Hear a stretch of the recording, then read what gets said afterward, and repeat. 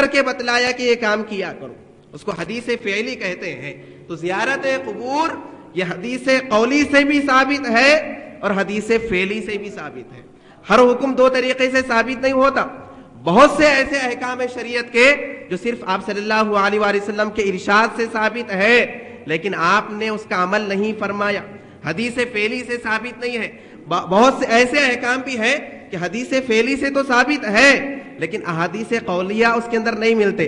لیکن زیارت قبور کا مسئلہ ایسا مستند مسئلہ ہے کہ احادیث قولیہ سے بھی ثابت ہے، احادیث فعلیہ سے بھی ثابت ہے۔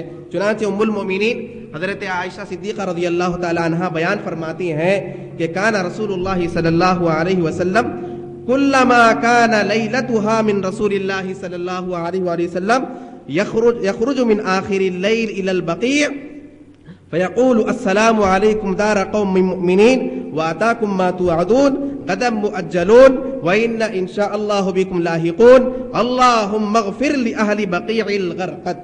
یہ روایت مسلم شریف کی روایت ہے، کوئی غیر مستند یا غیر صحیح کتاب کی بات نہیں ہے، صحیح مسلم شریف ہے۔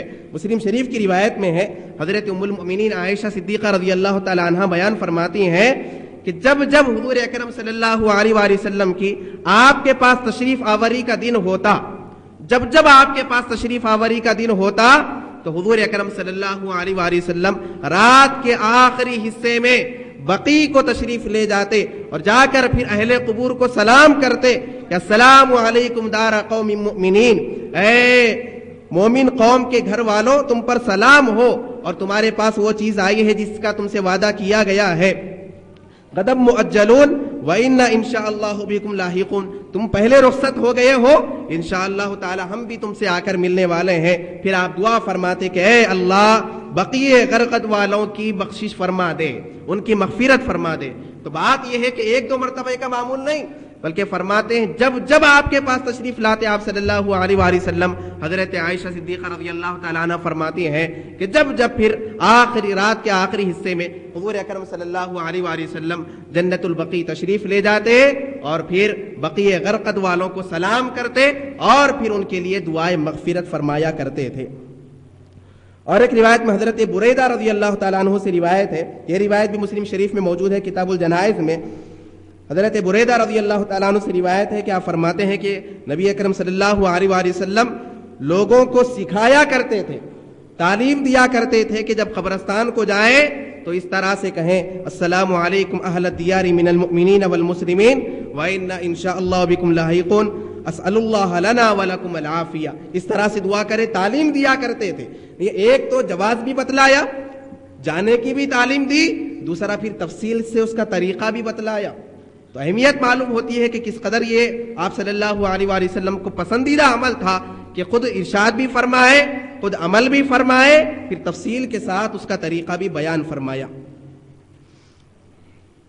اور بھی روایت اس متعلق ملتے ہیں کہ آپ صلی اللہ علیہ وآلہ وسلم نے حضرت عائشہ صدیقہ رضی اللہ تعالی عنہا نے عرض کیا کہ یا رسول اللہ اگر میں قبرستان کو جاؤں، اہل قبور کی زیارت کے لیے جاؤں تو کس طرح سے جاؤں، کیا کہوں؟ تو سرکار نے فرمایا کہ یہ کہو السلام علیک علی اہل الدیار من المؤمنین والمسلمین ویرحم اللہ المستقدمین منا والمستاخرین وإن إن شاء اللہ بکم للاحقون۔ اس طرح سے تم جا کر قبرستان والوں کو سلام کیا کرو۔ تو اس سے معلوم ہوا، مسلم شریف کی روایت ہے، مسلم شریف کے دو روایتیں ہم نے ذکر کی، نسائی شریف کی روایت ہے، دیگر کتب احادیث کی روایت ہے۔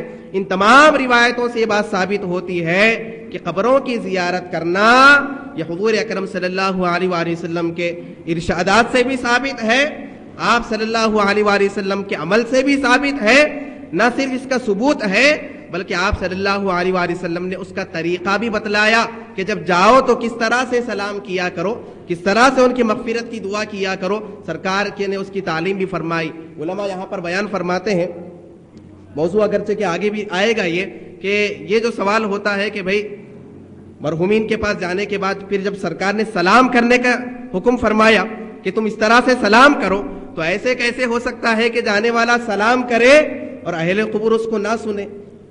سرکار ارشاد فرما رہے ہیں، حکم فرما رہے ہیں کہ جا کر تم سلام کرو، اگر وہ جواب نہیں دیتے یا وہ سماعت نہیں کرتے تو پھر سلام کرنے والوں کا سلام بیجا ہو جائے گا. تو لہٰذا کم از کم یہ تو یقین رکھنا چاہیے کہ اللہ تعالیٰ سلام ان تک پہنچا دیتا ہے, ہمارا سلام ان تک پہنچتا ہے, ورنہ پھر سلام کرنا یہ ضائع ہو جائے گا. تو ایک بات تو یہ ثابت ہو گئی ان احادیث شریفہ کی روشنی میں کہ زیارت قبور, قبروں کی زیارت کرنا یہ مستند اور صحیح احادیث شریفہ سے اس کا ثبوت ملتا ہے.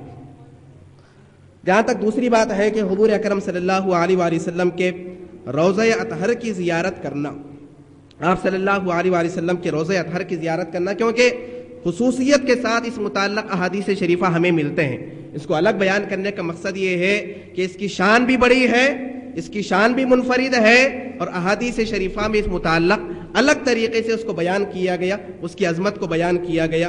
سب سے پہلے تو بات آتی ہے کہ قرآن پاک میں اللہ تعالیٰ نے ارشاد فرمایا, سورہ نساء کی آیت ہے, وَلَوْ أَنَّهُمْ إِذ ظَّلَمُوا أَنفُسَهُمْ جَاءُوكَ فَاسْتَغْفَرُوا اللَّهَ وَاسْتَغْفَرَ لَهُمُ الرَّسُولُ لَوَجَدُوا اللَّهَ تَوَّابًا رَحِيمًا, کہ اللہ تعالیٰ نے فرمایا کہ اے نبی ایسا کیوں نہیں ہوتا کہ جب یہ لوگ اپنی جانوں پر ظلم کریں, کچھ گناہ کر بیٹھیں, غلط کام کر بیٹھیں, اپنی جانوں پر ظلم کریں, تو ایسا کیوں نہیں ہوتا کہ جاؤ کا, کہ آپ کے پاس حاضری دیں, آپ کے پاس آئیں. سورہ نساء کی آیت ہے یہ. پھر آ کر کیا کریں, فاستغفروا اللہ, پھر آ کر اللہ سے مغفرت طلب کریں. مغفرت تو اللہ ہی سے طلب کرنا ہے, لیکن ہونا یہ طریقہ اس کا یہ ہے کہ آپ کے پاس آئیں, اللہ سے مغفرت طلب کریں. واستغفر لہم الرسول, اور رسول بھی ان کے لیے مغفرت کی سفارش کریں. اگر ایسا ہو جائے گا تو لوجد اللہ توابا رحیما, تو ضرور وہ اللہ تعالیٰ کو توبہ قبول کرنے والا, بڑا مہربان پائیں گے. استغفار تو گھر میں رہ کر بھی کر سکتے ہیں, لیکن یہ جو گارنٹی مل رہی ہے کہ ضرور اللہ توبہ قبول کرے گا, ضرور مہربانی کرے گا, یہ اس وجہ سے ہو رہی ہے کیونکہ آپ کے پاس آ رہے ہیں, آپ کی سفارش اس میں شامل ہو رہی ہے, تو پھر ان کے لیے مغفرت کی گارنٹی حاصل ہو رہی ہے. سوال یہ پیدا ہوتا ہے کہ بھئی یہ آیت شریفہ, کسی کے ذہن میں بات آ سکتی ہے کہ آپ صلی اللہ علیہ وآلہ وسلم کی ظاہری حیات کے متعلق تھی کہ سرکار جب موجود ہے, کچھ گناہ ہو جائے, کچھ غلطی ہو جائے تو سرکار کی بارگاہ میں آ جاؤ, آپ سے بھی عرض کرو کہ ہمارے دعائیں مغفرت کریں, اور پھر خود بھی دعائیں مغفرت اللہ سے کرو, تو پھر اللہ تعالیٰ توبہ کرے گا, قبول کرے گا. تو یہ آیت کریمہ آپ کی ظاہری حیات سے تک محدود ہو سکتی ہے. تو بات یہ ہے کہ جو یہ بات کہے کہ یہ آیت کریمہ حضور اکرم صلی اللہ علیہ وسلم کے ظاہری حیات تک ہے, تو پھر اسے دلیل بھی پیش کرنا پڑے گا, کیونکہ کسی بھی چیز کو, قرآن کے کسی بھی حکم کو, کسی بھی آیت کو اگر کوئی کسی مخصوص زمانے کے ساتھ مقید کر رہا ہے تو پھر اس کے لیے آسان نہیں ہے کہ وہ گمان کے لحاظ سے کر دے کہ نہیں حکم ختم ہو گیا, آیت منسوخ ہو گئی, آیت فلاں زمانے کے حد تک تھی. اللہ نے تو نہیں فرمایا, اللہ تبارک و تعالیٰ نے یہ نہیں فرمایا کہ آپ کے ظاہری حیات تک ہی ہے, آپ کے وصال تک ہی ہے. اللہ نے تو مطلق فرمایا کہ جب بھی ظلم کرے تو آپ کے پاس حاضر ہو. تو لہٰذا یہ تو نہیں کہا جا سکتا کہ ظاہری حیات تک ہی تھا.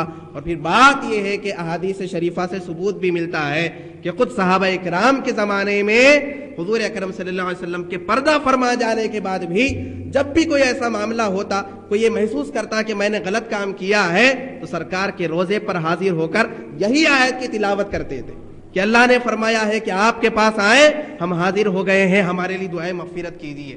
وصال کے بعد بھی چنانچہ مشہور روایت ہے, حافظ ابن کثیر اپنی تفسیر میں اس روایت کو نقل کرتے ہیں. ابن کثیر آپ جانتے ہیں کہ وہ مفسر ہیں کہ جن کو اہل سنت تو مانتے ہی ہیں, اہل سنت کے علاوہ لوگ بھی بہت ہی ان کو مستند سمجھتے ہیں, ان کی تفسیر کا بہت ہی احترام کرتے ہیں. ان کی تفسیر میں اگر کوئی بات آ جائے تو اس کو بہت ہی معتبر سمجھتے ہیں. تو چنانچہ ابن کثیر اپنی تفسیر میں بیان کرتے ہیں,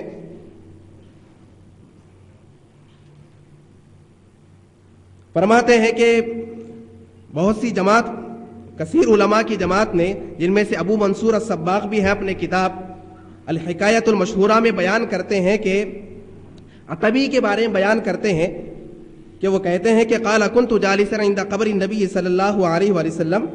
عتبی فرماتے ہیں کہ میں حضور اکرم صلی اللہ علیہ وآلہ وسلم کے روضہ اطہر کے پاس بیٹھا ہوا تھا. ایک اعرابی گاؤں والے شخص حاضر ہوئے اور آ کر عرض کرنے لگے کہ السلام علیکم یا رسول اللہ, اے اللہ کے رسول صلی اللہ علیہ وآلہ وسلم آپ پر سلام ہو. سمعت اللہ یقول, میں نے اللہ تعالیٰ کو یہ فرماتے ہوئے سنا ہے, وَلَوْ أَنَّهُمْ إِذْ ظَلَمُوا أَنفُسَهُمْ جَاءُوكَ فاستغفروا اللہ واستغفر لهم الرسول لوجدوا اللہ توابا رحیما، کہ لوگ جب اپنی جانوں پر ظلم کریں تو آپ کے پاس آنا چاہیے. میں نے اللہ کا یہ کلام سنا ہے، یہ کلام پڑھا ہے. عطبی فرماتے ہیں کہ میں موجود تھا، ایک گاؤں والا شخص آیا سرکار کے عوضے پر، آ کر یہ کہنے لگا کہ وقد جئتک مستغفرا لذنبی، اور میں آپ کے پاس اب حاضر ہوا ہوں اپنے گناہوں کی بخشش کے لیے، مستشفعا بک الی ربی، اپنے رب کی بارگاہ میں آپ کی سفارش لینے کے لیے، آپ کو سفارش کرنے والے بنانے کے لیے. پھر عطبی فرماتے ہیں کہ پھر وہ آدمی یہ کہنے لگا، یہ شعر پڑھنے لگا کہ یا خیر من دفنت بالقاع اعظمه فطاب من طیبهن القاع والاکم نفس الفداء لقبر انت ساکنه فیہ العفاف وفیہ الجود والکرم. یہ اشعار پڑھنے لگا کہ جس کا مطلب یہ ہے کہ اے وہ بہترین شخصیت کہ جن کے اس مقدس روزے میں جن کے مبارک ہڈیاں، مطلب آپ صلی اللہ علیہ وسلم کا جسد مبارک یہاں پر مدفون ہے، کہ فطاب من طیبہن القاع والاکم، کہ جس کی وجہ سے، جس کی خوشبو کی وجہ سے ٹیلے پہاڑ سب روشن ہو گئے، سب معطر ہو گئے، پاکیزہ ہو گئے. پھر عرض کرتے ہیں کہ نفس الفداء، کہ میری ذات قربان ہو، میری جان قربان ہو، لقبر، اس قبر کے لیے جس میں آپ جلوہ فرما ہے. پھر فرمایا کہ فیہ العفاف، اس روضہ اطہر میں پاک دامنی بھی ہے، وفیہ الجود، اس میں سخاوت بھی ہے، والکرم، اس میں کرم بھی ہے. تو عطبی کہتے ہیں کہ ایک اعرابی گاؤں والے آئے، یہ سب پھر عرض کرنے لگے. ثم انصرف الاعرابی، پھر وہ اعرابی عرض کر کے پلٹ گئے. تو پھر عطبی فرماتے ہیں کہ فغلبتنی عینی، کہ مجھے نیند کا غلبہ ہونے لگا، نیند آنے لگی. نیند آئی تو فرأیت النبی صلی اللہ علیہ وآلہ وسلم فی النوم، تو میں نے خواب میں حضور اکرم صلی اللہ علیہ وآلہ وسلم کا دیدار کیا. فقال، کہ سرکار فرما رہے ہیں کہ یا عطبی، اے عطبی، الحق الاعرابی، اعرابی کے پاس جاؤ، فبشر، اور اس کو خوشخبری دو، ان اللہ قد غفر لہ، کہ اللہ نے اس کی بخشش کر دی ہے. اے عطبی جا کر اس کو خوشخبری سناؤ. کہ کس میں روایت موجود ہے، یہ دیگر مفسرین کی بات نہیں، تفسیر ابن کثیر میں صاحب تفسیر ابن کثیر نے سارے واقعہ کو ولو انہم اذ ظلموا انفسہم جاؤک کی تفسیر میں بیان کیا ہے. تو معلوم یہ ہوا کہ یہ آیت کریمہ حضور اکرم صلی اللہ علیہ وسلم کی ظاہری حیات تک ہی نہیں، جب بھی کوئی ظلم کرے سرکار کے روزے پر حاضری دے، عرض کرے، تو پھر اس کے لیے مغفرت کی خوشخبری ملے گی، اس کے لیے مجدہ حاصل ہوگا. ایک ایسا واقعہ نہیں بلکہ اور ایک بھی روایت موجود ہے. ایسے کتنے واقعات ہوں گے، مختصر سی کتاب ہے، مختصر سا تالیف ہے، اس میں جمع کیا گیا. امام قرطبی بیان کرتے ہیں اپنی تفسیر میں، الجامع لاحکام القرآن میں امام قرطبی بیان کرتے ہیں کہ ابو صادق حضرت علی رضی اللہ تعالیٰ عنہ سے روایت کرتے ہیں، مولا علی رضی اللہ تعالیٰ عنہ سے آپ فرماتے ہیں، حضرت مولا کائنات فرماتے ہیں کہ قدم علینا اعرابی، کہ ایسا ہوا کہ جب ہم نے حضور اکرم صلی اللہ علیہ وآلہ وسلم کی تدفین کر دی تو 3 دن کے بعد، آپ صلی اللہ علیہ وسلم کے تدفین کے 3 دن کے بعد ایک اعرابی حاضر ہوئے، گاؤں والا شخص حاضر ہوا. فرما بنفسہ علی قبر رسول اللہ صلی اللہ علیہ وآلہ وسلم، اور اس نے انتہائی غم کی وجہ سے، فرط غم کی وجہ سے اپنے آپ کو قبر انور پر گویا کہ گرا دیا اپنے آپ کو، یعنی انتہائی غم کی کیفیت تھی، آ کر وہاں پر گر گیا. اور فرماتے ہیں کہ وحطا علی رأسہ من ترابہ، حضرت علی رضی اللہ تعالیٰ عنہ فرماتے ہیں، تفسیر قرطبی میں ہے، فرماتے ہیں کہ پھر اب دیکھنے لگے کہ پھر وہ قبر انور کی مٹی لے کر اپنے سر پر ڈالنے لگا، قبر انور کی مٹی لے کر اپنے سر پر ڈالنے لگا. تو فقال، حضرت مولا کائنات فرماتے ہیں، اور آ کر وہ کہنے لگا کہ قلت یا رسول اللہ فسمعنا قولک، کہ عربی کہنے لگا کہ یا رسول اللہ آپ نے فرمایا اور ہم نے آپ کے فرمان کو سنا، ووعیت عن اللہ فوعینا عنک، اور آپ نے اللہ کی طرف سے ہمیں احکامات پہنچائے اور ہم نے احکامات کو لیا. وکان فیما انزل اللہ علیک، جو آیت اللہ تعالیٰ نے آپ پر نازل کی تھی اس میں یہ آیت بھی تھی، ولو انہم اذ ظلموا انفسہم جاؤک، یہ آیت بھی اس کے اندر تھی جس کو آپ نے ہم تک پہنچایا ہے. وقد ظلمت نفسی، یا رسول اللہ میں نے اپنے جان پر ظلم کیا ہے. وجئتک تستغفر لی، اور حاضر ہوا ہوں کہ آپ میری دعائیں مغفرت کریں. تو حضرت علی رضی اللہ تعالیٰ عنہ فرماتے ہیں کہ اعرابی آیا اور اس طرح سے عرض کیا. حضرت علی رضی اللہ تعالیٰ عنہ فرماتے ہیں فنودیا من القبر، کہ قبر سے ندا ہوئی، آواز ہوئی، انہو قد غفر لک، کہ جا تیری بخشش ہو گئی ہے. قبر سے ندا ہوئی کہ جا تیری بخشش ہو گئی ہے. تفسیر قرطبی میں یہ موجود ہے. تو حضور اکرم صلی اللہ علیہ وسلم کے روضہ اطہر کی زیارت کرنا گویا کہ قرآن پاک کی آیت سے ثابت ہے، سورہ نساء کی آیت ہے کہ اللہ نے فرمایا کہ جب بھی اپنی جانوں پر ظلم کرو تو آپ صلی اللہ علیہ وسلم کی بارگاہ میں حاضر ہو۔ تو یہ حاضری ظاہری حیات تک ہی نہیں تھی بلکہ بعد ظاہری حیات کے بھی جو بھی وہاں پر حاضری دیتا ہے، اپنے گناہوں کی بخشش طلب کرتا ہے تو پھر اس کے لیے مغفرت کی خوشخبری حاصل ہوتی ہے۔ جہاں تک احادیث شریفہ کا تعلق ہے، حضور اکرم صلی اللہ علیہ وآلہ وسلم نے ارشاد فرمایا، مشہور حدیث شریف ہے، دار قطنی نے اس کو روایت کیا ہے کہ آپ صلی اللہ علیہ وآلہ وسلم نے فرمایا، من زار قبری وجبت لہ شفاعتی، کہ جو کوئی میرے قبر کی زیارت کرے گا تو اس کے لیے میری شفاعت واجب ہو جائے گی۔ اور ایک روایت میں فرمایا کہ حلت لہ شفاعتی، اس کے لیے میری شفاعت حلال ہے، میں ضرور اس کی شفاعت کروں گا۔ جو میرے قبر کی، میرے روزے کی زیارت کرے گا تو پھر میرا وعدہ ہے کہ ایسے آدمی کو روز قیامت میری شفاعت حاصل ہوگی۔ حاضرین، غور کرنے کی بات ہے، علماء فرماتے ہیں کہ شفاعت کی گارنٹی میں بظاہر محسوس ہو رہا کہ ایک چیز کی خوشخبری مل رہی ہے، لیکن غور کیا جائے تو کیا کیا خوشخبریاں اس میں پوشیدہ ہے۔ شفاعت کا یہ خوشخبری مل رہی ہے کہ شفاعت ضرور ملے گی، تو مطلب خاتمہ بھی صحیح ہوگا، کیونکہ خاتمہ خراب ہوا تو شفاعت ملنے والی نہیں ہے، شفاعت ملنے والی ہے مطلب خاتمہ بھی صحیح ہوگا، زندگی بھی پاکیزہ ہوگی، زندگی بھی عنایتوں میں گزرے گی، دنیا بھی سکون سے گزرے گی، پھر آخرت میں بھی نعمتیں حاصل ہوگی۔ تو ایک شفاعت کے خوشخبری میں ایک خوشخبری نہیں، کئی خوشخبریاں اس کے اندر پوشیدہ ہے۔ تو فرمایا کہ جو کوئی میرے قبر کی زیارت کرے گا تو اس کے لیے میری شفاعت واجب ہو جائے گی۔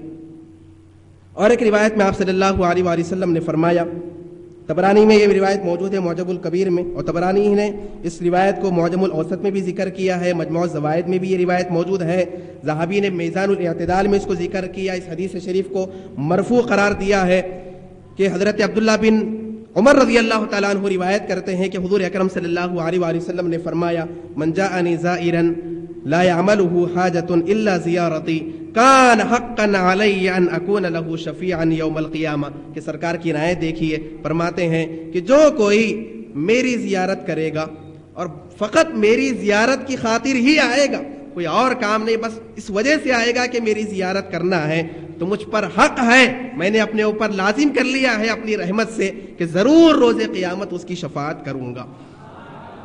اور ایک روایت میں آپ صلی اللہ علیہ وآلہ وسلم نے فرمایا،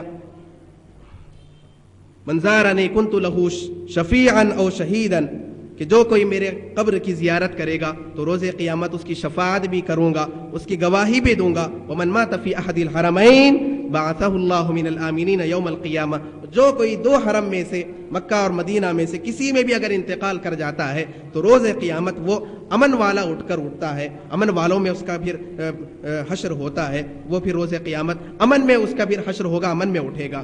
اور ایک روایت میں آپ صلی اللہ علیہ وسلم نے فرمایا، روایت دار قطنی میں موجود ہے، طبرانی میں معجم الکبیر میں موجود ہے، معجم الاوسط میں موجود ہے، مشکات المصابی میں موجود ہے، اور مرفوع حدیث اس کو خطیب تبریزی نے اس کو بیان کیا ہے۔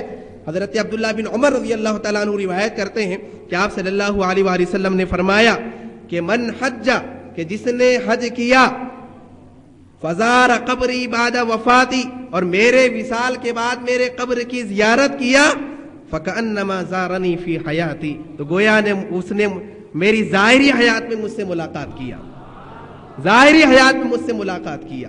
اتنی پوری سرد موجود ہے، پورے اس کی بحث موجود ہے، اگر سناتا جاؤں تو شاید بہت طویل وقت چلے گا، کہ پھر ایسا نہیں کہ سند کمزور ہے، ضعیف روایت ہے، موضوع روایت ہے، ہر ایک کی تفصیل موجود ہے کہ کس نے اس کو صحیح کہا ہے، کس نے اس کو مرفوع کہا ہے، تمام تفصیلات اس کے اندر موجود ہے۔ بلکہ ایک روایت میں آپ صلی اللہ علیہ وسلم نے فرمایا، ابن حجر مکی نے بھی اس کو ذکر کیا ہے، قاضی عیاض نے شفا شریف میں اس کو بیان کیا ہے، علامہ نبہانی نے اس کو ذکر کیا ہے کہ آپ صلی اللہ علیہ وآلہ وسلم نے فرمایا، من حج البیت، کہ جس نے کعبۃ اللہ کا حج کیا، ولم یزرنی، لیکن میری زیارت نہیں کی، فقد جفانی، اس نے میرے ساتھ جفا کیا، بے وفائی کا معاملہ کیا۔ تو حضرین 20 یہ حدیث مختصر ہم نے ذکر کرنے کی سعادت حاصل کی، کہ جس سے معلوم ہوتا ہے کہ حضور اکرم صلی اللہ علیہ وسلم کی روضہ مبارکہ کی زیارت کرنا ایک تو قرآن کی آیت سے بھی ثابت ہے، اور پھر ان تمام احادیث شریفہ سے اس کا ثبوت ملتا ہے، اور پھر کتنی خوشخبریاں ہیں کہ شفاعت کی خوشخبری ہے، روز قیامت شہادت کی خوشخبری ہے، خاتمے کی خوشخبری ہے۔ پھر فرمایا کہ جو میرے قبر کی زیارت کرے گا، میرے وصال کے بعد میری زیارت کرے گا، تو ایسا ہے گویا کہ میری ظاہری حیات میں اس نے میری زیارت کی۔ کیسی خوشخبری ہے، کیسی عنایتیں ہیں آپ صلی اللہ علیہ وسلم نے ہمیں عطا فرمائی۔ تو ایک تو زیارت قبور کے جواز کا معاملہ ہوا، اس کو ہم نے احادیث شریفہ کی روشنی میں بیان کرنے کی سعادت حاصل کی۔ دوسرے پھر حضور اکرم صلی اللہ علیہ وسلم کے روضہ اطہر کی زیارت کرنا۔ پھر فقہا کے اقوال ہیں، ائمہ کے اقوال ہیں، اس میں ہم نہیں جائیں گے کیونکہ ہمارا موضوع نہیں ہے۔ اگر ائمہ کے اقوال دیکھیں تو ہر ایک کے امام، شاید ہی کوئی امام ہوگا، چاہے علامہ ابن تیمیہ ہو، دیگر حضرات ہو، ابن قیم ہو، تمام کو دیکھ لیں، ہر ایک نے پھر اس کی فضیلتیں بیان کی ہے، ہر ایک نے اس کے جواز کی بات کی ہے۔ کیونکہ ہم احادیث شریفہ کو ذکر کر رہے ہیں، اس لحاظ سے ہم نے ان احادیث شریفہ کو آپ کی خدمت میں پیش کیا۔ تیسرا مسئلہ ہے کہ صالحین کے قبروں کی زیارت کرنا، نیک لوگوں کی قبروں کی زیارت کرنا، اور پھر اس کے ساتھ ساتھ عام لوگوں کے قبروں کی زیارت کرنے کا معاملہ بھی۔ ویسے ہم نے جب ابتدا میں ذکر کیا زیارت قبور کے جواز کے بارے میں، جو احادیث ہم نے ذکر کی کہ سرکار نے فرمایا کہ میں نے ابتدا میں تمہیں زیارت قبور سے منع کیا تھا، اب تم اس کی زیارت کر سکتے ہو، تو اس میں تو سارے چیزیں آ گئے۔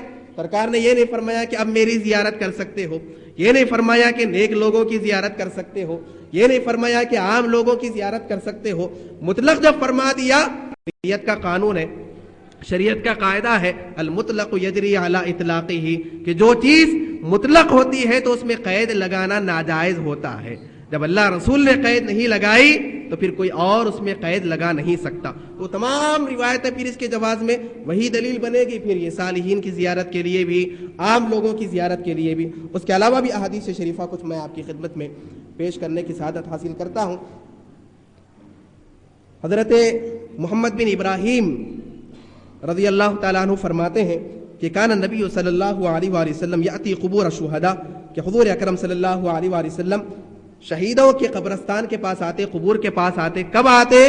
علی رأس الحول، جب بھی سال کی ابتدا ہوتی تو تشریف لاتے۔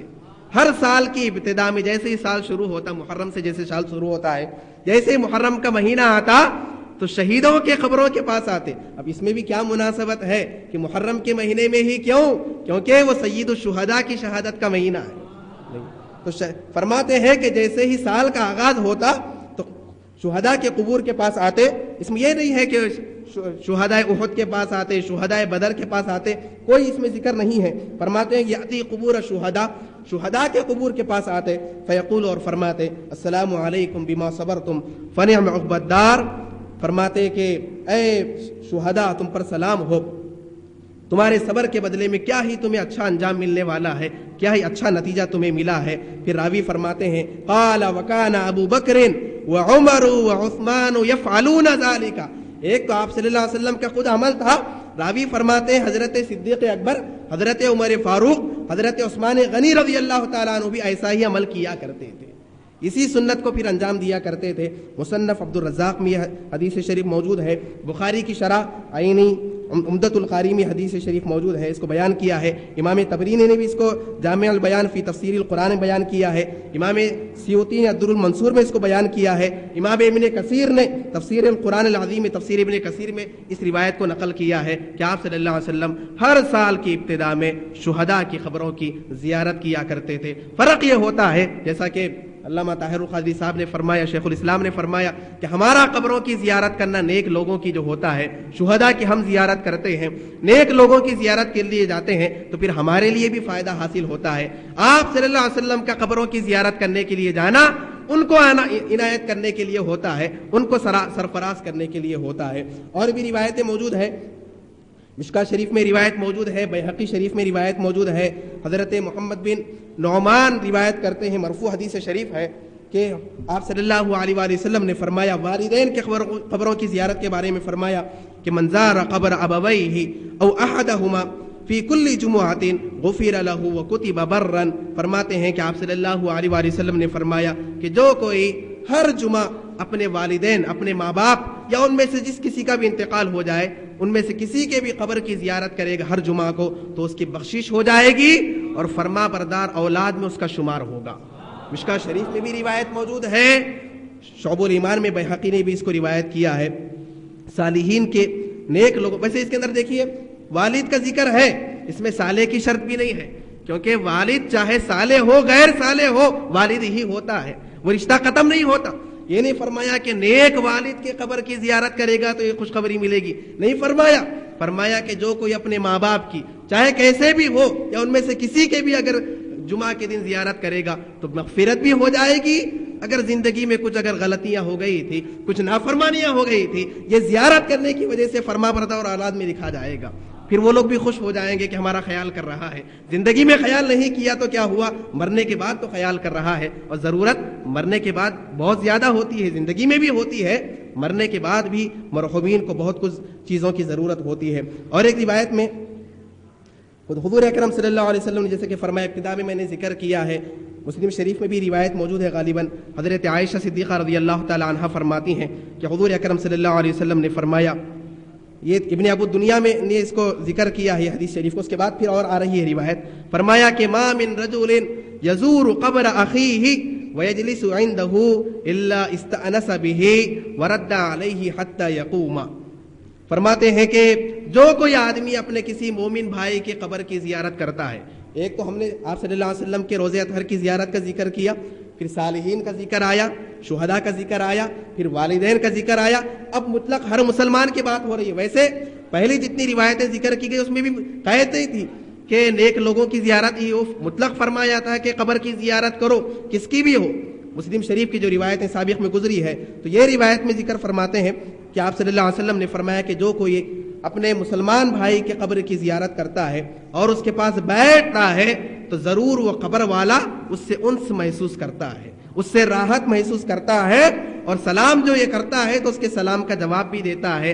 جب تک وہ بیٹھتا ہے، کھڑا نہیں ہوتا، تو قبر والے کو ایک انسیت محسوس ہوتی ہے، ایک اپنائیت محسوس ہوتی ہے، ایک راحت محسوس ہوتی ہے۔ اس کو بیان کیا گیا، اس کو ابن ابی دنیا نے کتاب ان کی القبور ہے اس کے اندر اس روایت کو انہوں نے ذکر کیا ہے۔ اور بھی روایت ہے، خود حضور اکرم صلی اللہ علیہ وسلم کا جو معمول تھا، مسلم شریف کی روایت ہے، کتاب الجنائز میں نے ذکر کیا، حضرت ابو ہریرہ رضی اللہ تعالیٰ عنہ روایت کرتے ہیں کہ حضور اکرم صلی اللہ علیہ وآلہ وسلم نے قبر امہ، آپ صلی اللہ علیہ وسلم نے اپنے والد ماجدہ کی قبر کی زیارت کی، فبکا وابکا من حولہ، آپ کے آنکھوں سے بھی آنسو جاری ہو گئے اور آپ کو دیکھ کر سارے لوگوں کے آنکھوں سے آنسو بھی جاری ہو گئے۔ تو سرکار نے خود پھر اپنے والد ماجدہ کے روضے کی زیارت کر کے بھی تعلیم دی کہ ماں باپ کی قبروں کی زیارت کرو، صالحین کے قبروں کی زیارت کیا کرو۔ حاضرین، آپ جانتے ہوں کہ بہت سے ایسے لوگ بھی ہیں جو آپ صلی اللہ علیہ وسلم کے والدین ماجدین کے ایمان کے قائل نہیں ہیں، فرماتے ہیں، کہتے ہیں کہ آپ صلی اللہ علیہ وسلم کے والدین ماجدین کو، آپ کے والدین کو ایمان نصیب نہیں ہوا تو پھر ان کو سوچنا چاہیے۔ تو گویا کہ اب اس سے نعوذ باللہ اگر ان کے لحاظ سے دیکھا جائے، ویسے ہم تو قائل ہیں، میں نے ہماری کتاب ہے مصعب کے حکم سے میں نے لکھا ہے الفقہ الاکبر جو کتاب ہے امام اعظم کی، اس کی شرح قریب 3-4 دن میں آنے والی ہے، اس میں ساری بحث موجود ہے کہ آپ صلی اللہ علیہ وسلم کے والدین ماجدین کو ایمان نصیب ہوا تھا، سارے دلائل موجود ہیں۔ لیکن اگر اس لحاظ سے بھی دیکھا جائے تو پھر یہ ثابت ہو گیا کہ غیر مسلموں کے قبروں کی زیارت بھی ہو سکتی ہے۔ اگر کسی کے والد یا والدہ اگر ایمان کی دولت نصیب نہیں ہوئی تو والد ہے والدہ ہے تو پھر ان کی قبروں کی بھی زیارت کرنا ہے، گویا کہ اس کا بھی ثبوت ہو گیا۔ ویسے ہم تو قائل ہیں کہ حضور اکرم صلی اللہ علیہ وسلم کے والدین ماجدین ایمان کی حالت میں ان کا وصال ہوا، وہ مومن تھے، وہ سارے دلائل اپنی جگہ موجود ہیں۔ یہ تمام روایتوں سے ثابت ہوا کہ نیک لوگوں کی قبروں کی زیارت کرنا حضور اکرم صلی اللہ علیہ وسلم کی سنت ہے۔ والدین کے قبروں کی زیارت کرنا، اس سے مغفرت بھی ہوتی ہے، فرما برداروں میں شمار بھی ہوتا ہے۔ پھر عام لوگوں کی قبروں کے بارے میں بھی آپ صلی اللہ علیہ وآلہ وسلم نے بیان فرمایا۔ حضرین کرام، پھر ایک بات یہاں پر یہ آتی ہے کہ مردوں کے لیے تو قبروں کی زیارت کرنے کا معاملہ ہوتا ہے، لیکن علماء کا اختلاف ہے اس کے اندر کہ کیا خواتین کے لیے بھی قبروں کی زیارت کرنا جائز ہے؟ کیونکہ ہوتا یہ ہے کہ جب خواتین زیارت کے لیے جاتے ہیں تو کیا کیا پھر غلط معاملات دیکھنے میں آتے ہیں، بے حیائی کے معاملات ہیں، فلاں معاملات ہیں، انشاءاللہ ہم اس کی طرف بھی اشارہ کریں گے، بیان کریں گے تفصیل کے ساتھ۔ تو بات تو یہی ہے کہ یقیناً خواتین کی زیارت کرنے کا ثبوت، علماء کا اس میں اختلاف ہے، لیکن اکثر علماء نے اس کو جائز قرار دیا ہے، لیکن شرط یہی ہے کہ بے حیائی کا کوئی معاملہ نہ ہو۔ اگر بے حیائی ہونے کا اندیشہ ہے، مردوں کے ساتھ اختلاط ہونے کا اندیشہ ہے، تو بہتر تو یہی ہے کہ وہ گھر میں بیٹھ کر ہی جو ہے بزرگ کے نام پر ایصال ثواب کرے۔ بے حیائی کے ساتھ جانا، یا مردوں کے اختلاط کے ساتھ جانا، بد نظری کا اندیشہ ہے تو ایسی صورت میں جانا، علماء نے اس کو اجازت نہیں دی۔ ہاں اگر اس کا امکان نہیں ہے، پورے پردے کے ساتھ جاتی ہے، پورے حیا کے اہتمام کے ساتھ جاتی ہے، تو ایسی صورت میں احادیث شریفہ اس کے متعلق ہمیں ملتے ہیں کہ حضور اکرم صلی اللہ علیہ وسلم نے جہاں مردوں کو اجازت دی ہے قبروں کی زیارت کرنے کی، وہیں آپ صلی اللہ علیہ وسلم نے عورتوں کو بھی اجازت دی ہے۔ چنانچہ روایت میں آتا ہے، حضور اکرم حضرت انس بن مالک رضی اللہ تعالیٰ عنہ روایت کرتے ہیں، بخاری شریف میں روایت موجود ہے کتاب الجنائز میں باب زیارت القبور میں، کہ فرماتے ہیں کہ حضور اکرم صلی اللہ علیہ وسلم کا ایک خاتون کے پاس سے گزر ہوا جو ایک قبر کے پاس بیٹھ کر رو رہی تھی، ایک قبر کے پاس بیٹھ کر رو رہی تھی۔ دیکھیے حدیث شریف جو کہتے ہیں، حدیث شریف تین چیزوں کو کہتے ہیں، ایک سرکار نے جو فرمایا وہ حدیث شریف ہے، اور آپ صلی اللہ علیہ وسلم نے جو کام کیا وہ بھی حدیث شریف ہے۔ تیسرے حدیث کہتے ہیں حدیث تقریری، حدیث تقریری کہتے ہیں کہ آپ کے سامنے کوئی کام کیا گیا لیکن آپ نے منع نہیں فرمایا، تو گویا کہ اس بات کی دلیل ہوتی ہے کہ وہ کام صحیح ہے، کیونکہ ہم آپ یہ ہو سکتا ہے کہ غلط کام دیکھ کر خاموش بیٹھ جائیں، اللہ کا نبی غلط کام دیکھ کر خاموشی اختیار نہیں کرتا، وہ فوری اس سے روک دیتا ہے۔ تو عورت قبر کے پاس بیٹھ کر رو رہی تھی، سرکار نے اس کو منع نہیں کیا کہ قبر کے پاس تو کیوں آ گئی، عورتوں کے لیے منع ہے، یہ نہیں فرمایا، البتہ یہ فرمایا اتق اللہ واصبری، کیا ہے عورت کیوں رو رہی ہے، اللہ سے ڈر، صبر کر، کیوں رو رہی ہے؟ تو فرماتے ہیں کہ وہ عورت پہچانی نہیں کہ آپ صلی اللہ علیہ وآلہ وسلم ہیں، وہ کہنے لگے الیک عنی، آپ خاموش رہیے، فإنک لم تصب بمصیبتی، کیونکہ جو مصیبت مجھ کو پہنچی ہے وہ آپ کو نہیں پہنچی۔ فرماتے ہیں کہ ولم تعریف، پہچان نہیں سکی، وہ بغیر پہچانے کے کہنے لگی۔ تو فقیل لها، تو لوگوں نے کہا کہ انہ النبی صلی اللہ علیہ وسلم، اے خاتون تو کیا نہیں جانتی کہ اللہ کے نبی صلی اللہ علیہ وسلم ہیں؟ تو کہتے ہیں کہ جیسے اس کو خبر ملی کہ اللہ کے نبی ہیں، دیکھیے کیسا، پہچان ہی نہیں تھی، کچھ بول دی، لیکن جیسے احساس ہوا تو کہتے ہیں کہ فاتت باب النبی صلی اللہ علیہ وسلم، سرکار کے دروازے پر حاضر ہو گئی، فلم تجد عندہ بوابین، وہاں پر کوئی دربان موجود نہیں تھے، وہاں پر کوئی موجود نہیں تھے، تو اندر داخل ہو گئے اور جا کر عرض کرنے لگی کہ لم اعرف کا یا رسول اللہ، یا رسول اللہ میں آپ کو پہچان ہی نہیں، غلطی سے کیا کیا بول دی، غلطی ہو گئی، معاف کر دیجیے مجھ کو۔ تو آپ صلی اللہ علیہ وسلم نے فرمایا انما الصبر عند الصدمة الاولى، صبر تو جب صدمہ پہنچے جبھی جو صبر کیا جاتا ہے وہی صبر ہوتا ہے، بعد میں صبر کرنا کوئی معنی نہیں ہوتا۔ بہرحال روایت نقل کرنے کا مطلب یہ ہے کہ وہ خاتون قبر کے پاس بیٹھی ہوئی تھی، لیکن آپ صلی اللہ علیہ وسلم نے اس کو منع نہیں کیا کہ تم کہ قبر کے پاس کیوں بیٹھی ہے۔ تو اس سے معلوم ہوا کہ خواتین کے لیے قبروں کی زیارت کرنا اس کا جواز ہے، بخاری شریف کی روایت موجود ہے۔ پھر حضرت فتح الباری میں اسی حدیث کی روایت میں شرح کرتے ہوئے علامہ ابن حجر اسقلانی رحمۃ اللہ علیہ فرماتے ہیں کہ یقیناً اختلاف ہے خواتین کے بارے میں، کہ یہ جو حضور اکرم صلی اللہ علیہ وسلم نے فرمایا کہ کنت نہیتکم عن زیارت القبور، کہ اے لوگوں میں نے تمہیں قبر کی زیارت سے روکا تھا، الا فزوروها، پھر فرمایا کہ اب اجازت ہے کہ تم قبروں کی زیارت کر سکتے ہو۔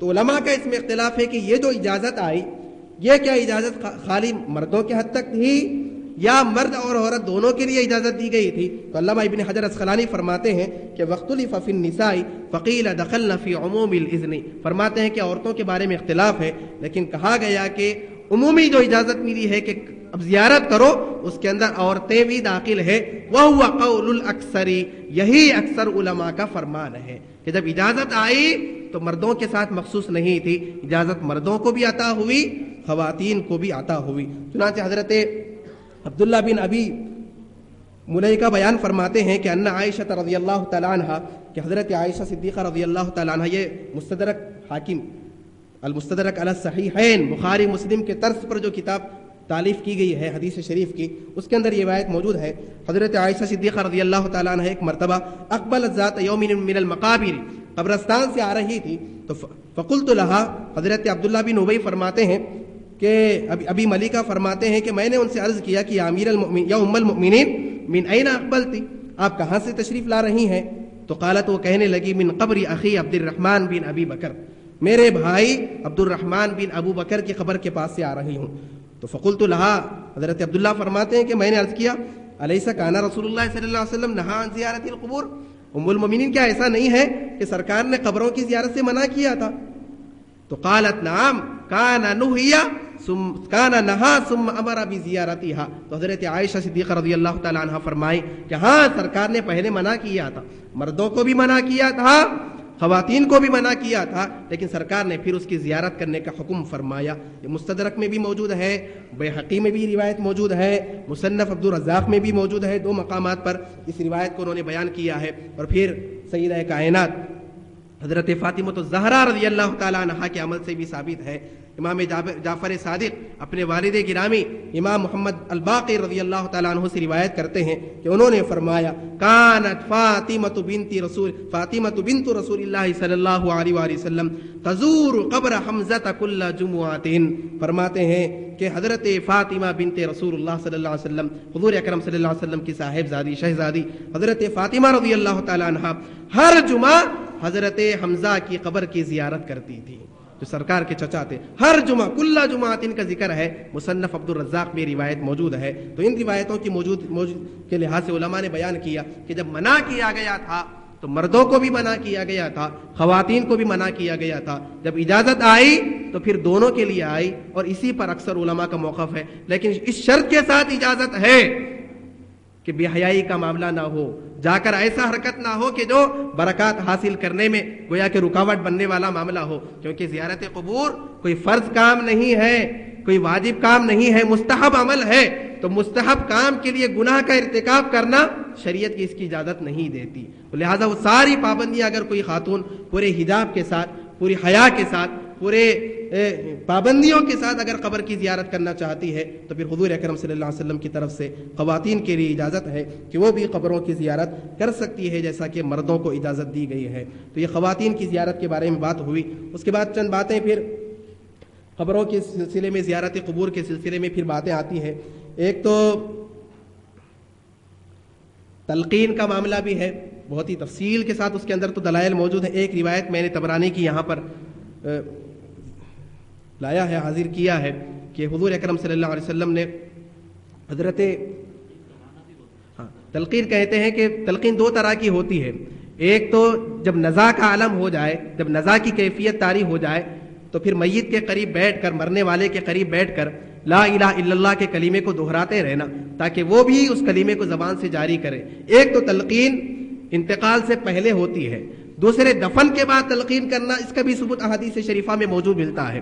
سرکار نے مطلق فرمایا لقینوا موتاکم بلا الہ الا اللہ، فرمایا کہ اپنے مردوں کو تم لا الہ الا اللہ کی تلقین کیا کرو۔ اور پھر ساری تفصیل صحابی رسول سے ملتی ہے۔ حضرت ابو امامہ باہلی رضی اللہ تعالیٰ عنہ خود فرماتے ہیں، ان کے بارے میں آتا ہے کہ جب وہ نزا کے عالم میں تھے تو پھر وہ تلقین کیے، نصیحت کیے کہ جب میرا انتقال ہو جائے اور مجھ پر تم مٹی ڈال دو، جب میری تدفین ہو جائے تو پھر تم میں کا کوئی میری قبر کے سرائیں ٹھہر کر یہ کہو کہ یا فلان ابن فلان فإنہ یسمع ولا یجیب، جب پہلی مرتبہ تم کہو گے تو سنے گا وہ، لیکن کوئی جواب نہیں دے گا۔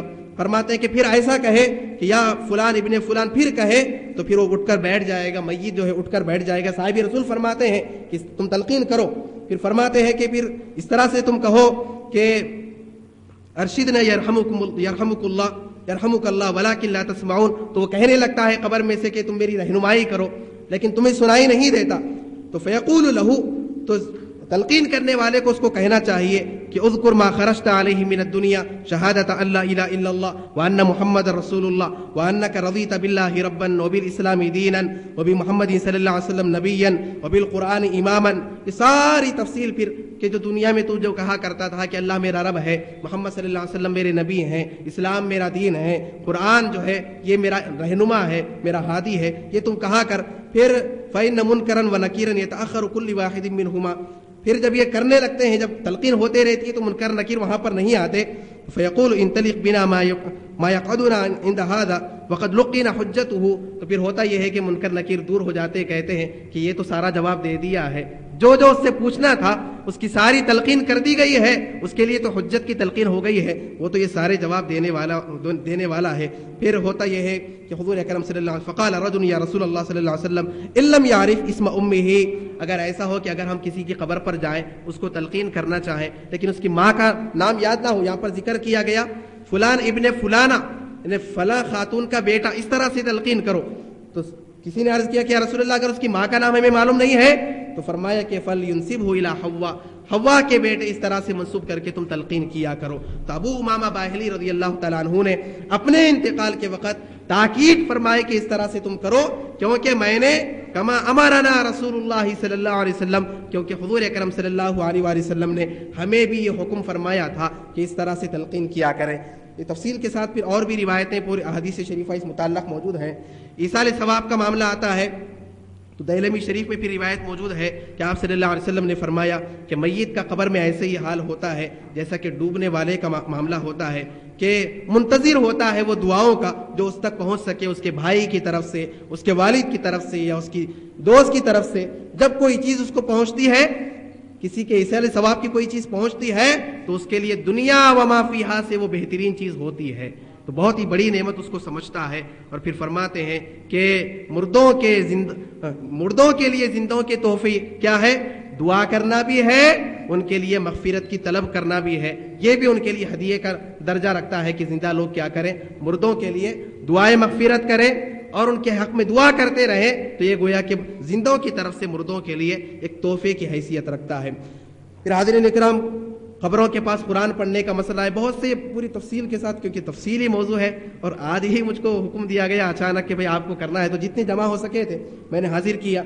खबरों पर कुरान पढ़ने का मामला है तो सहाबा के मामूल से सहाबा की ये सुन्नत जिक्र की गई। इमाम शाफी जिक्र करते हैं जामिउल उलूम में, क्या है, इमाम अहमद बिन हम्बल रज़ी अल्लाह तआला अन्हु ने बयान फरमाया कि कानतिल अंसारु लहुमुल मय्यित इख्तलफू इला क़ब्रिही यक़रऊन अल कुरान, कि अंसार जो सहाबा थे उनमें से किसी का इंतकाल हो गया था तो उसके कब्र पर आया जाया करते थे, यक़रऊन अल कुरान, वहाँ पर जाकर वो कुरान की तिलावत किया करते थे।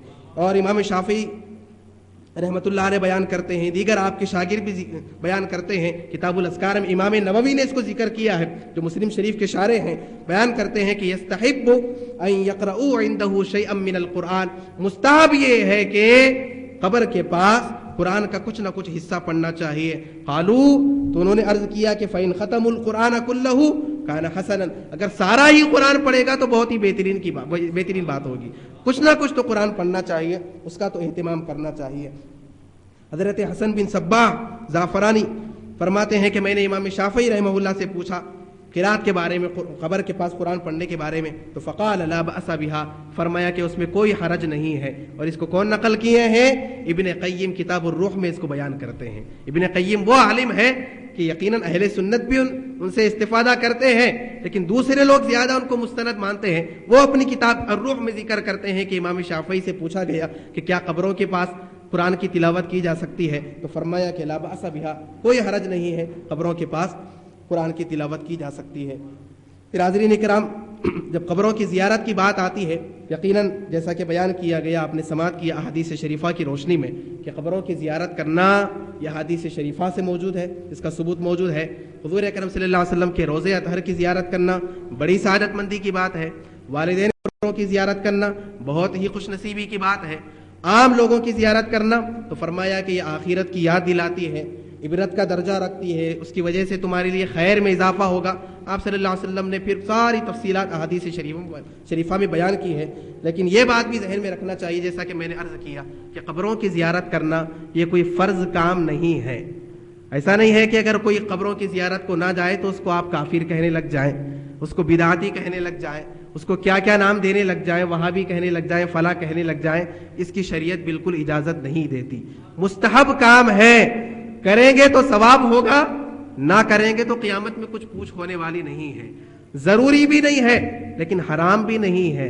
ऐसा भी नहीं होना चाहिए कि कब्रों की ज़ियारत करना नाजायज़ है, कब्रों की ज़ियारत करना शिरक है, कब्रों की ज़ियारत करना हराम है। अगर कोई ऐसा कहेगा तो नौज़ बिल्लाह ये सारे हदीसों का इनकार लाजिम आएगा। सोचना चाहिए कि किस किस रिवायत का इनकार करेंगे। क्या मुस्लिम की रिवायत का इनकार करेंगे?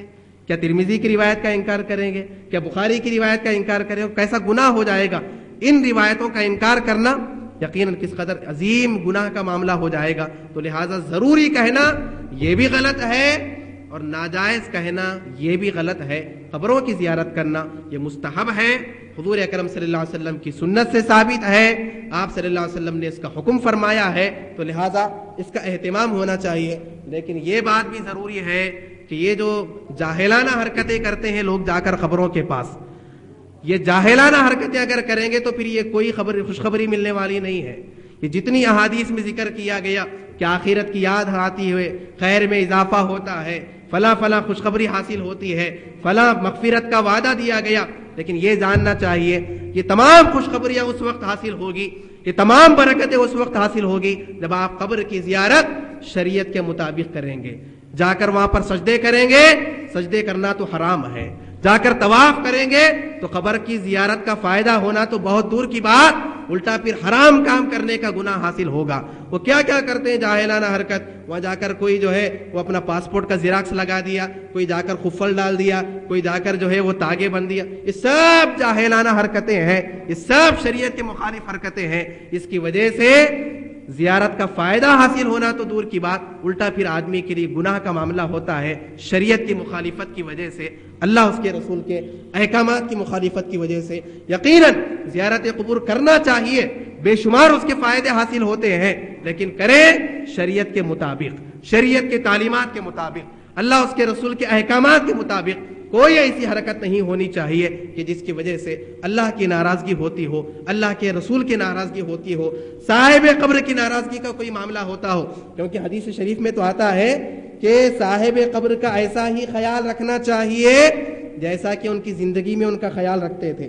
چنانچہ ام المومنین عائشہ صدیقہ رضی اللہ تعالیٰ عنہ بیان فرماتی ہیں کہ جب حضور اکرم صلی اللہ علیہ وسلم کا وصال ہوا اور ابا جان حضرت صدیق اکبر رضی اللہ تعالیٰ عنہ کی بھی تدفین ہوئی تو میں بلا جھجک اندر چلے جاتی تھی.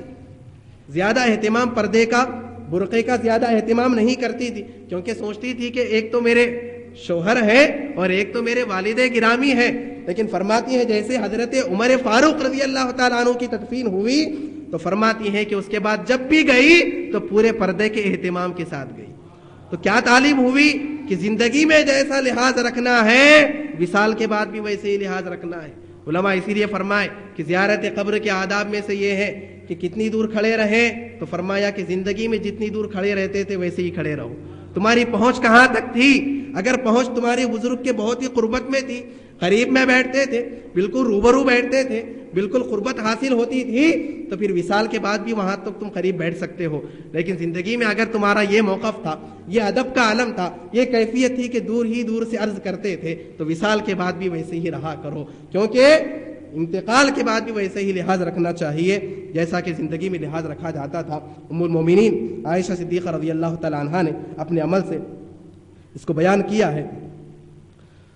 حاضرین اکرام، پھر قبروں کے بعد جو مسائل ہوتے ہیں بہت سی پھر ساری تفصیلات ہیں اس کے.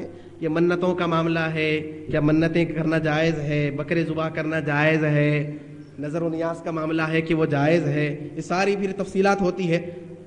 ہر چیز ناجائز بھی نہیں ہے اور ہر چیز جائز بھی نہیں ہے. افراط و تفرید کا جو معاملہ میں نے ابتدا میں عرض کیا کہ ایسا مسئلہ ایک مستحب کام تھا، لیکن ایک ایسا موضوع اس کو بنا دیا گیا کہ گویا کہ کوئی اہم چیز اس سے زیادہ ہے ہی نہیں. بس فلاں گمراہ ہے، فلاں بدعتی ہے، فلاں شرک ہے، دو طرف سے بھی معاملات ہو گئے. کسی نے کہا کہ شرک ہے، بھائی قبر کی زیارت نہ کرے تو پھر بھی شرک کا امکان ہے. آدمی قبر کی زیارت کرنے جا رہا ہے تو مطلب یہ بات کا اقرار کر رہا ہے کہ یہ ان کا انتقال ہوا ہے، ان پہ موت واقع ہوئی ہے. اللہ کو تو موت نہیں آتی، تو شرک کا امکان کیسے ہو گیا؟ وہ تو شرک کا امکان ختم ہونا چاہیے. زیارت قبور شرک کے امکان کو پیدا نہیں کرتا، شرک کے امکانات کی تو نفی کرتا ہے. تو شرک کہنا بھی غلط ہے. دوسرے بعض لوگ یہ جو کہتے ہیں کہ نہیں کریں گے تو غلط ہو جائے گا، فلاں ہوں گے، ایمان صحیح نہیں رہے گا، بدعقیدہ ہو جائیں گے. ایسا بھی نہیں ہے. مستحب کا ہاں انکار بھی نہیں کر سکتے، احادیث تو موجود ہے، ناجائز بھی نہیں بول سکتے، ورنہ پھر یہ سارے احادیث کا انکار لازم آئے گا. جہاں تک منتوں کی بات ہے کہ یہ جو بعض لوگوں کا معمول ہوتا ہے کہ نظر مانتے ہیں کہ اگر فلاں کام ہو جائے تو فلاں بزرگ کی مزار پر جا کر ہم کھانے کا انتظام کریں گے، لوگوں کو کھانا کھلائیں گے. تو علماء نے، فقہا نے اس کے بارے میں بیان کیا کہ نظر دو طریقے کی ہوتی ہے. ایک نظر شرعی ہوتی ہے، ایک نظر عرفی ہوتی ہے. نظر شرعی جو ہوتی ہے وہ تو اللہ تبارک و تعالیٰ کے ساتھ ہی خاص ہے. شرعی جو نظر ہوتی ہے شریعت میں جس کو نظر کہتے ہیں، وہ تو رب تعالیٰ کے نام پر ہی ہو سکتا ہے کہ اللہ تعالیٰ کی خاطر میں روزہ رکھوں گا، اللہ کی خاطر میں کھانا کھلاؤں گا. نظر شرعی تو اللہ ہی کے ساتھ مخصوص ہے. لیکن یہ جو نظر کہتے ہیں، نظر و منت جس کو کہتے ہیں، یہ حقیقت میں نظر نہیں ہوتی، یہ گویا کہ ایصال ثواب کا ارادہ ہوتا ہے.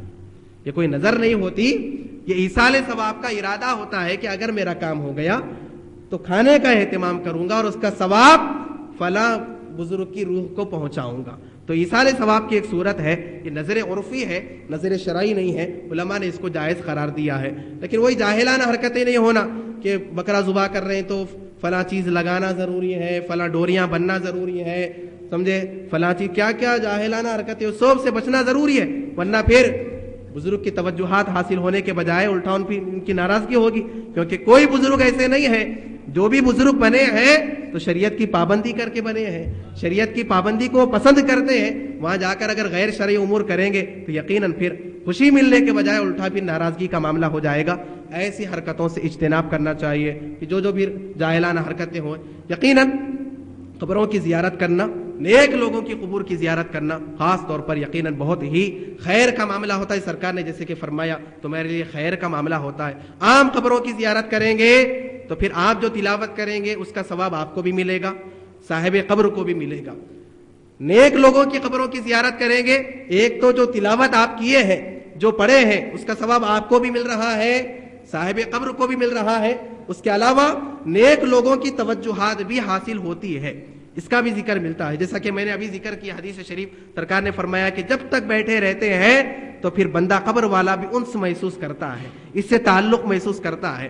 تو نیک لوگوں سے تعلق اس سے بنتا ہے, تعلق مضبوط ہوتا ہے, ان کی محبت دل میں پھر پیدا ہوتی ہے. سرکار نے تو بخاری شریف کی روایت ہے, میں نے ذکر نہیں کیا, اس کو بہت ہی اہم حدیث شریف تھی کہ سرکار نے تو یہاں تک فرمایا, مردے سننے کے بارے میں فرمایا کہ جب تدفین کر کے لوگ واپس ہوتے ہیں تو انہو لیسمع قرع نعالہم, فرمایا بخاری شریف کی روایت ہے کتاب الجنائز میں, فرماتے ہیں کہ جب تدفین کر کے لوگ واپس ہوتے ہیں تو ایسا نہیں کہ مردہ بالکل بے خبر ہو جاتا ہے, کسی کو آنے جانے والوں کو کسی کو پہچانتا ہے نہیں, کون آ رہے ہیں کون جا رہے ہیں, بالکل لال تعلق ہو جاتا ہے, ایسا نہیں ہے. فرمایا کہ بالضرور وہ ان کے جوتوں کی آوازوں کو بھی سنتا ہے. لوگ جو پلٹنے لگتے ہیں تو ان کے جوتوں کی جو آوازیں آتی ہے اس کو بھی مردہ سنتا ہے. بخاری شریف میں روایت موجود ہے کتاب الجنائز میں, حضرت انس رضی اللہ تعالیٰ عنہ اس کو بیان کرتے ہیں. تو لہذا ایسا نہیں ہے کہ ہم کسی مزار پر جائیں گے, نیک لوگوں کے مزار پر حاضری دیں گے تو کوئی فائدہ نہیں ہوگا, ان سے کوئی رابطہ نہیں ہوگا, ان کی کوئی توجہ حاصل نہیں ہوگی. ایسا نہیں ہے, یقیناً توجہات حاصل ہوتے ہیں, فیوزات حاصل ہوتے ہیں, برکتیں حاصل ہوتے ہیں. لیکن شرط یہی ہے کہ پوری شریعت کے مطابق زیارت کا اہتمام کرنا چاہیے, زیارت قبور کو انجام دینا چاہیے, تاکہ جو آپ صلی اللہ علیہ وسلم نے فضیلت بیان کی ہے زیارت قبور کی, جو فائدے بیان کیے ہیں وہ بھی حاصل ہو سکے, بزرگوں کی توجہات بھی حاصل ہو گئے. آخری بات, حضرت محدث دکن عبداللہ شاہ صاحب رحمۃ اللہ علیہ نے بہت ہی بہترین بات بیان فرمائی ہے خاتمہ بالخیر ہونے کے بارے میں. یقیناً آدمی زندگی بھر نیک رہتا ہے. آپ صلی اللہ علیہ وسلم نے فرمایا کہ ایسا بھی ہوتا ہے کہ انسان نیک عمل کرتا ہے کرتا ہے کرتا ہے یہاں تک کہ اس کے اور جنت کے درمیان ایک بالش کا فاصلہ ہوتا ہے, لیکن ایسا کچھ برا کام کرتا ہے کہ دوزخ میں داخل ہو جاتا ہے, خاتمہ خراب ہو گیا. ایسے بھی لوگ ہوتے ہیں کہ زندگی بھر برے کام کرتے رہے, یہاں تک کہ سرکار نے فرمایا کہ اس کی اور دوزخ کے درمیان ایک بالش کا فاصلہ ہوتا ہے, لیکن کچھ اچھا کام کرتا ہے, اللہ کو پسند آ جاتا ہے, جنت میں داخل ہوتا ہے. خاتمے کی بڑی اہمیت ہے, خاتمے کی بڑی اہمیت ہے. انبیاء کے بارے میں بیان کرتے ہیں کہ جب انبیاء کا وصال ہوا تو ان سے پوچھا گیا اکثر انبیاء سے کہ دنیا میں سب سے زیادہ کس چیز سے آپ خوف کرتے تھے, کیا چیز سے ڈرتے تھے؟ اللہ نے تو نبی بنا دیا, اور کیا ہونا, کتنا اونچا منصب دے دیا تھا, کوئی چیز تھی جس سے ڈرتے تھے؟ تو اکثر انبیاء کا یہی جواب تھا کہ اپنے خاتمے سے ڈرتے تھے. نبی تو بنا دیا, چھین لیا تو, عطا تو کر دیا, کچھ غلطی ہو گئی, ناراضگی کا معاملہ ہو گیا تو. ویسے اللہ عطا جس کو بھی نبی بنایا تو ایسا نہیں ہوا, ایسی کوئی مثال نہیں ہے کہ پھر واپس لے لیا ہو, لیکن ڈرنے کا معاملہ, خوف کا یہ عالم ہوتا تھا. تو حضرت عبداللہ شاہ صاحب رحمۃ اللہ علیہ محدث فرماتے ہیں کہ نیک لوگوں کی قبروں کی زیارت کرنے کا بڑا فائدہ یہ ہوتا ہے کہ خاتمہ بالخیر ہوتا ہے. خاتمے کے وقت پھر ان کی توجہات حاصل ہوتی ہے. اس کی ساری آپ حضرت کا بیان سنیں گے تو تفصیل ملے گی, فی الوقت موقع نہیں ہے. بہرحال حاضرین کرام, آج کی نشست میں بیان تو مصعب کو کرنا تھا, مولانا کو کرنا تھا, لیکن طبیعت کی ناسازی کی وجہ سے مجھے حکم دیا گیا. مختصر سے وقت میں نے کوشش کی کچھ مواد آپ کی خدمت میں پیش کرنے کے. مقصد یہی ہے, مقصد اپنے آپ کو بڑا ثابت کرنا, اپنے آپ کو صحیح ثابت کرنا, سامنے والے کو غلط ثابت کرنا نہیں ہے, بلکہ قرآن و حدیث کی روشنی میں جو صحیح ہے اس کو ثابت کرنا, یہی مقصد ہے. کیونکہ آج معاشرے میں افراط و تفریط کا معاملہ ہے, جائز چیز کو حرام, یا پھر جائز چیز کو فرض، یہ جو معاملات ہو رہے ہیں جس کی وجہ سے ساری امت میں ایک انتشار کی کیفیت ہے، اس کو دور کرنا یہ مقصد ہے۔ MQI کے زیر اہتمام، منہاج القرآن انڈیا کے زیر اہتمام یہ پروگرام رکھا گیا تاکہ صحیح پیغام اور حق جو بات ہے آپ تک پہنچائی جا سکے، اس کو ذکر کرنے کی کوشش کی گئی۔ انشاءاللہ تعالیٰ ایسے پروگرام آئندہ بھی رکھے جائیں گے انشاءاللہ تعالیٰ، اس میں مولانا سے آپ کو استفادہ کرنے کا موقع ملے گا۔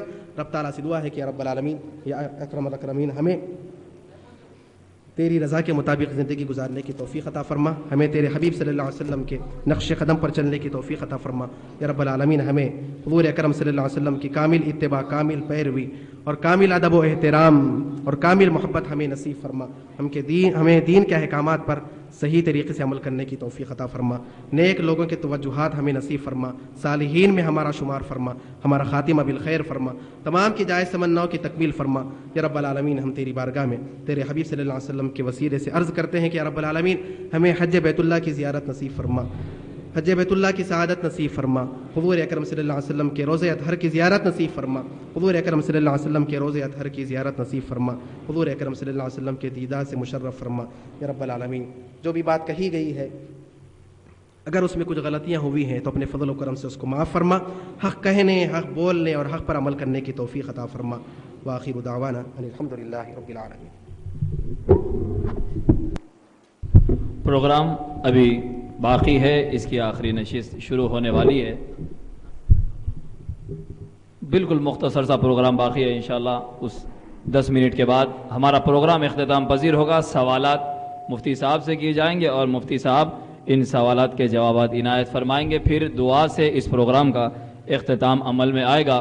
خادم کو حکم دیا گیا ہے کہ آپ کی خدمت میں کچھ اہم اور ضروری معروضات پیش کیے جائیں۔ میں اپنی گفتگو کا آغاز کر رہا ہوں کہ اللہ کے حبیب صلی اللہ علیہ وآلہ وسلم نے نبی رحمت کا ارشاد مقدس ہے، لا یقوم بدین اللہ الا من احاط من جمیع جوانبہ، کہ اللہ کے دین کو وہ شخص غالب کرے گا، دین کو وہی ڈومینیٹ کرے گا جو ہر جانب سے اور ہر زاویے سے دین کی خدمت کرے گا، دین کو عام کرے گا اور دین کو ڈومینیٹ کرے گا۔ تو ایسے شخص کے ذریعے اللہ تعالیٰ دین کو غالب فرمائیں گے۔ 1951 9 فروری کی بات ہے، صوبہ جھنگ میں ڈاکٹر فرید الدین علیہ الرحمت والرضوان کے گھر میں ایک نورانی لڑکے کی ولادت عمل میں آئی، اور جس کی بسم اللہ خوانی ہوتی ہے گنبد خضرا کے سائے میں شہر مدینہ کے ایک ولی کامل حضرت شاہ سید ضیاء الدین قادری علیہ الرحمت والرضوان کی بارگاہ میں شرف تلمس طے کیا گیا۔ وہاں بسم اللہ خوانی سید ضیاء الدین مدنی علیہ الرحمہ، جو کہ اعلی حضرت امام احمد رضا خان علیہ الرحمت والرضوان کے شاگرد اور خلیفہ ہیں، ان کے دست مبارک پر بسم اللہ خوانی عمل میں آتی ہے۔ پھر دیگر متباہر علماء کی بارگاہ میں زانو تلمس طے کرنے کے بعد اور دنیاوی علوم میں، قانون میں، لاء میں LLB MA اور PhD کی ڈگری حاصل کرنے کے بعد دنیا کے ورق پر اور دنیا کی نگاہوں کے سامنے ایک شخصیت آئی اور سارے عالم کی نگاہیں خیرہ ہو گئی کہ علم کا ایک آفتاب صوبے جھنگ سے طلوع ہوا اور پوری دنیا نے اسے طاہر القادری کے نام سے جانا۔ اور آج شیخ الاسلام مجدد رواں صدی علامہ طاہر القادری صاحب طال اللہ عمرہ، رب کریم ہماری عمر انہیں عطا فرما دے۔ کروڑوں مسلمانوں کے دلوں کی دھڑکن آج عالم اسلام کا گوشہ گوشہ جنہیں مجدد اسلام تسلیم کر چکا ہے، ان کا فیضان منہاج القرآن کی شکل میں حیدرآباد میں پچھلے کئی دہوں سے کام کر رہا ہے۔ آپ کی خدمت میں اس کا تعارف پیش کرنے کے لیے خادم کو حکم دیا گیا۔ 1951 عیسوی میں شیخ الاسلام کی ولادت عمل میں آئی۔ سارے علوم میں مہارت حاصل کرنے کے بعد 1980 میں حضور شیخ الاسلام نے عالمی تحریک منہاج القرآن کی بنیاد ڈالی، جو نہ صرف اپنے شیخ کامل جو حضور پیران پیر سیدنا شیخ عبدالقادر جیلانی علیہ الرحمت والرضوان کی 16ویں پشت سے پیران پیر کے پوتے ہوتے ہیں، حضور سیدنا پیر طاہر علاء الدین قادری الجیلانی علیہ الرحمت والرضوان کے حکم پر آپ نے تحریک منہاج القرآن کو قائم فرمایا۔ مقصد کیا تھا؟ اسلام کی نشاط ثانیہ کے لیے، عالم اسلام کی آسودگی کو دور کر کر دین کی تجدید اور دین کا احیاء کرنے کے لیے، اور دنیا میں دہشت گردی کا خاتمہ کر کے دنیا کو امن و امان عطا کرنے کے لیے، اور عالم اسلام کے انحطاط پذیر طبقوں کو بلندی اور رفعت عطا کرنے کے لیے، انحطاط سے نکال کر، زوال سے نکال کر مسلمانوں کو عروج عطا کرنے کے لیے تحریک منہاج القرآن کی بنیاد ڈالی گئی۔ اور تحریک کی تاریخ رہی ہے کہ تحریک منہاج القرآن نے جن جن علاقوں میں قدم رکھا، نبی پاک کی نالین کے صدقے ہر مسلمان کے دل میں عشق مصطفیٰ کے چراغ کو منور کر ڈالا۔ اور آج بھی کوئی اقرار کرے یا نہ کرے، یہ تحریک منہاج القرآن کا فیضان ہے کہ ہر گھر میں نہ صرف ہندوستان اور پاکستان بلکہ سارے عالم اسلام میں عشق مصطفیٰ کے چراغ جو سینوں میں منور اور ذوفشاں ہے، یہ تحریک منہاج القرآن کا فیضان ہے۔ تحریک منہاج القرآن کی جانب سے سب سے پہلے شیخ الاسلام کی وہ مبارک ہستی کہ جنہوں نے 1000 سے زائد کتابیں تصنیف کی، 400 چھپ چکی ہیں اور 600 تصانیف کے مسودات ابھی زیر تدوین ہیں۔ علاوہ ازیں حضور شیخ الاسلام کے 6000 ٹاپکس پر، عنوانات پر ہزاروں خطابات ہیں۔ عنوان 6000 ہیں، خطابات 6000 نہیں ہیں۔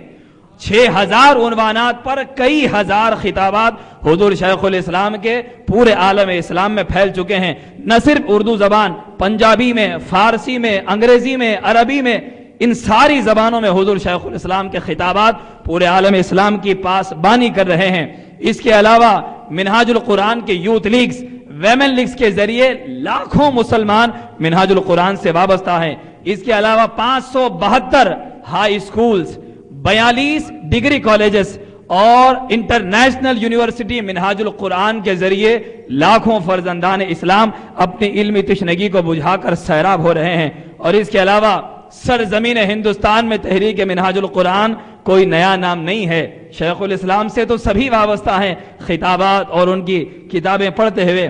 منہاج القرآن کے سنٹرز ہندوستان میں شروع کرتا ہوں خواجہ اجمیری کے شہر سے، اجمیر کے شہر میں، حیدرآباد دکن میں، ممبئی میں، پونا میں، تھانے میں، شولاپور میں، گجرات میں کچھ، بروڑا، احمد آباد، جموں، سری نگر، اننت ناگ، کیرلا میں کالی کٹ، بریلی، بنگلور اور اس کے علاوہ کئی ریاستوں کے متعدد شہروں میں، صوبوں میں اور دیہاتوں میں تحریک منہاج القرآن سرگرم عمل ہے، اور لاکھوں ہندوستانی مسلمان بھی تحریک منہاج القرآن سے وابستہ ہو رہے ہیں۔ آج یہ ہمارا المیہ ہے کہ ہم مسلمانوں کو کوئی مرکز اور پلیٹ فارم نہیں مل رہا ہے، کوئی باضابطہ نظام نہیں ہے کہ جس کی سائے میں چل کر ہم باضابطہ نظم و نسق کے ساتھ اسلام کا کام کریں۔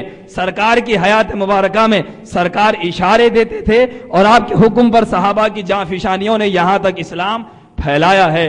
مجددین کا کام یہ ہے کہ مسلمانوں کو ایک مرکز دے۔ اس صدی میں شیخ الاسلام مجدد دین و ملت حضور علامہ طاہر القادری صاحب بانی تحریک منہاج، سرپرست اعلیٰ تحریک منہاج القرآن نے منہاج القرآن کے فیضان کو عام کیا ہے۔ آج ضرورت ہے کہ اپنی آسودگیوں کو دور کیجئے۔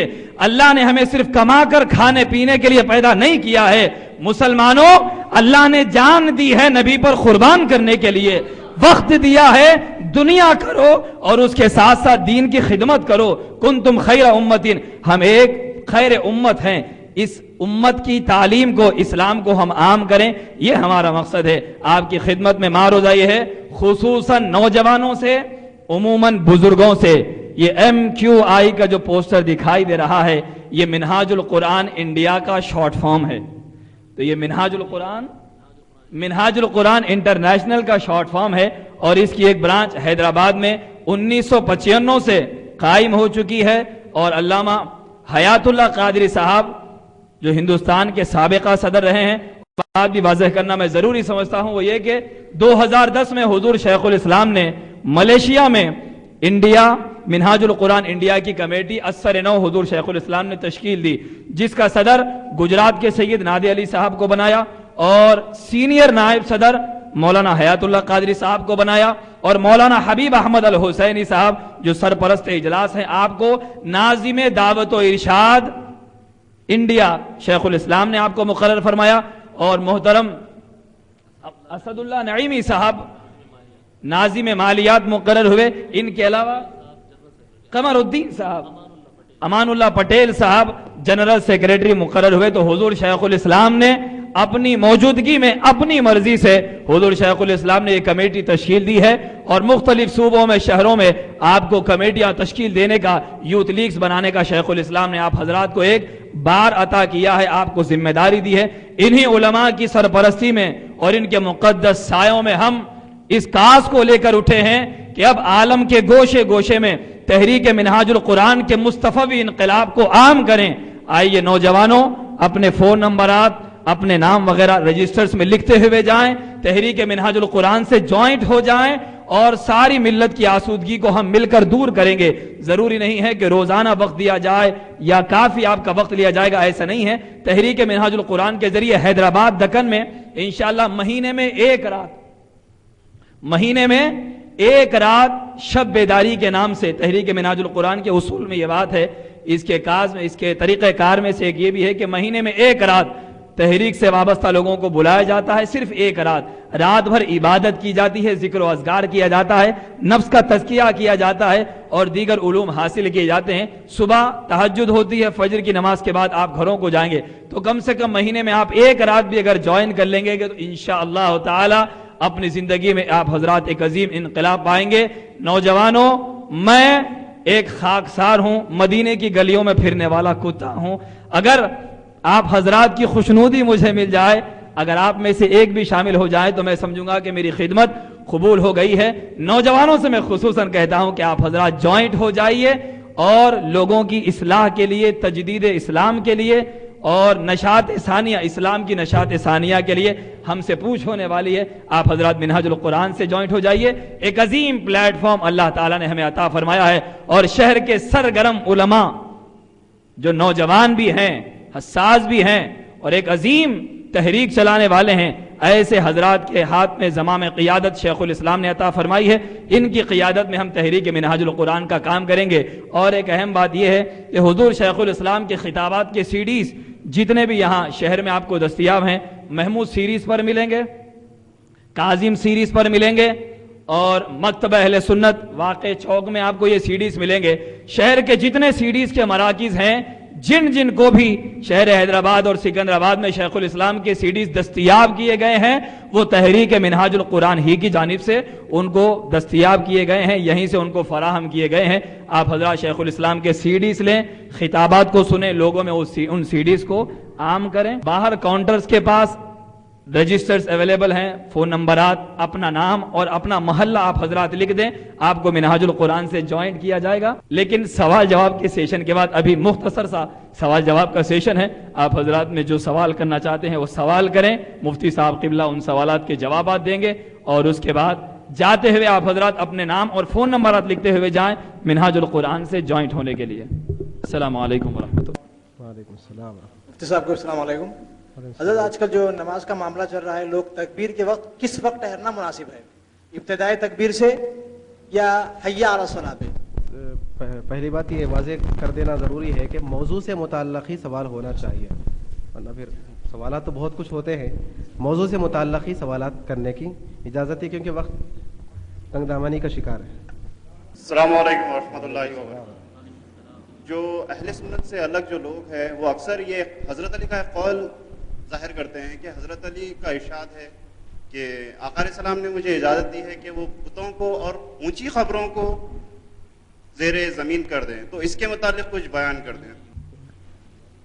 یہ جو مشہور یقیناً حدیث شریف میں موجود ہے کہ حضور اکرم صلی اللہ علیہ وآلہ وسلم نے جب مکہ فتح ہوا تھا، مدینہ منورہ کی، تو جب فتح مکہ کا معاملہ ہو گیا تو آپ صلی اللہ علیہ وسلم نے حضرت علی رضی اللہ تعالیٰ عنہ کو حکم فرمایا تھا کہ تم جاؤ اور جو بھی بت ہو، جو بت بنے ہوئے تھے کیونکہ پورا مشرکانہ ماحول تھا، ان کا غلبہ تھا، بتوں کو بھی توڑ دو، اور اگر کوئی اونچی خبر اگر دکھائی دے تو اس کو بھی زمین کے لیول کر دو۔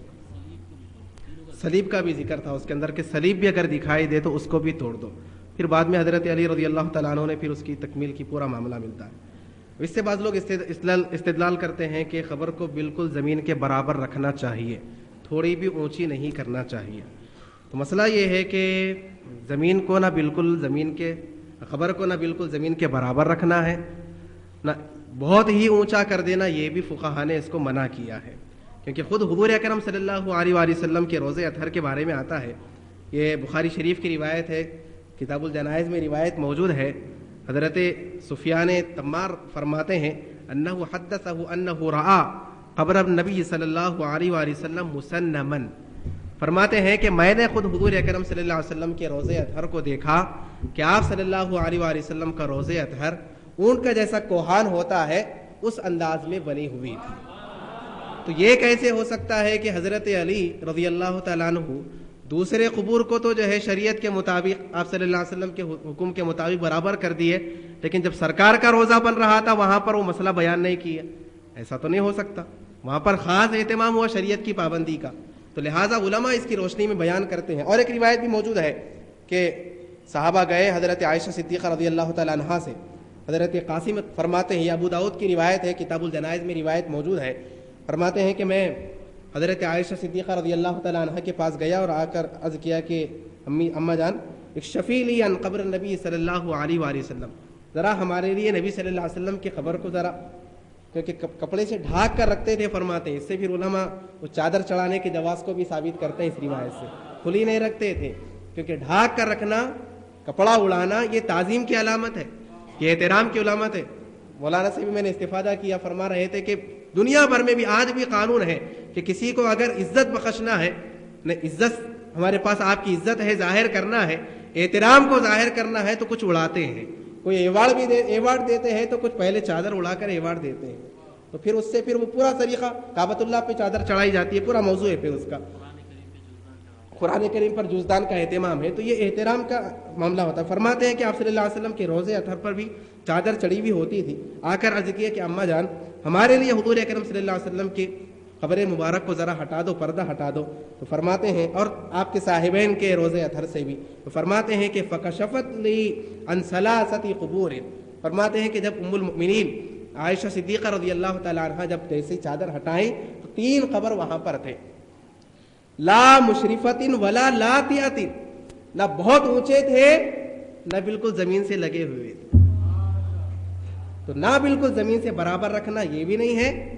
اور بہت اونچا کرنا اس کی بھی فقہا نے اس کو بھی مناسب قرار نہیں دیا، بلکہ ایک بارش کو اٹھانا یہ زیادہ مناسب قرار دیا گیا ہے فقہا کی طرف سے۔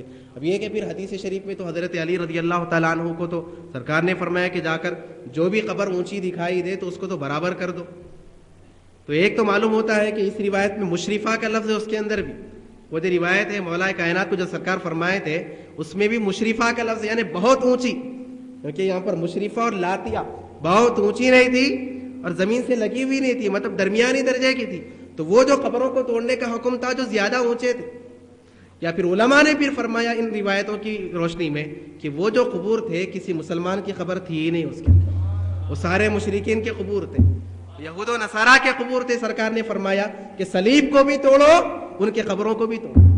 یہ جو ربط ہے، صلیب کا ذکر ہے، قبروں کا ذکر ہے، بتوں کا ذکر ہے، یہ مسلمانوں کا ذکر کہاں سے آ گیا وہاں پر؟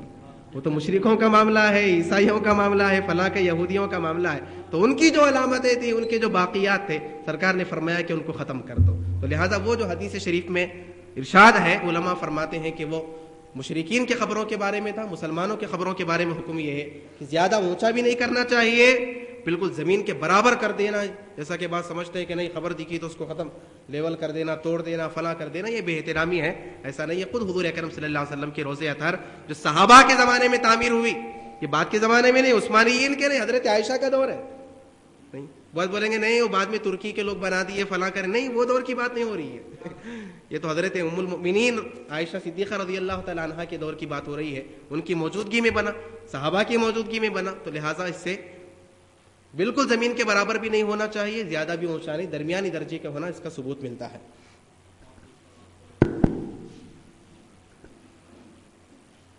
السلام علیکم۔ وعلیکم السلام۔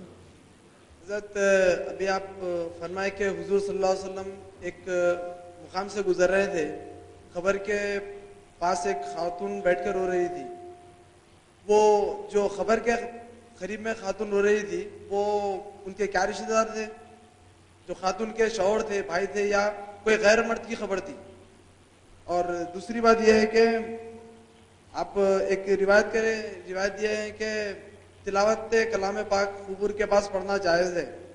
جی, تو احادیث میں کس احادیث سے یہ ثابت ہوتا ہے کہ قرآن شریف قبور کے پاس پڑھنا جائز ہے؟ ٹھیک ہے. حضرت عبداللہ شاہ صاحب قبلہ رحمۃ اللہ علیہ فرمائے کہ جو شخص قبر کی زیارت کیا اس کی مغفرت ہو جاتی, اپنے والدین کی یا کسی کی.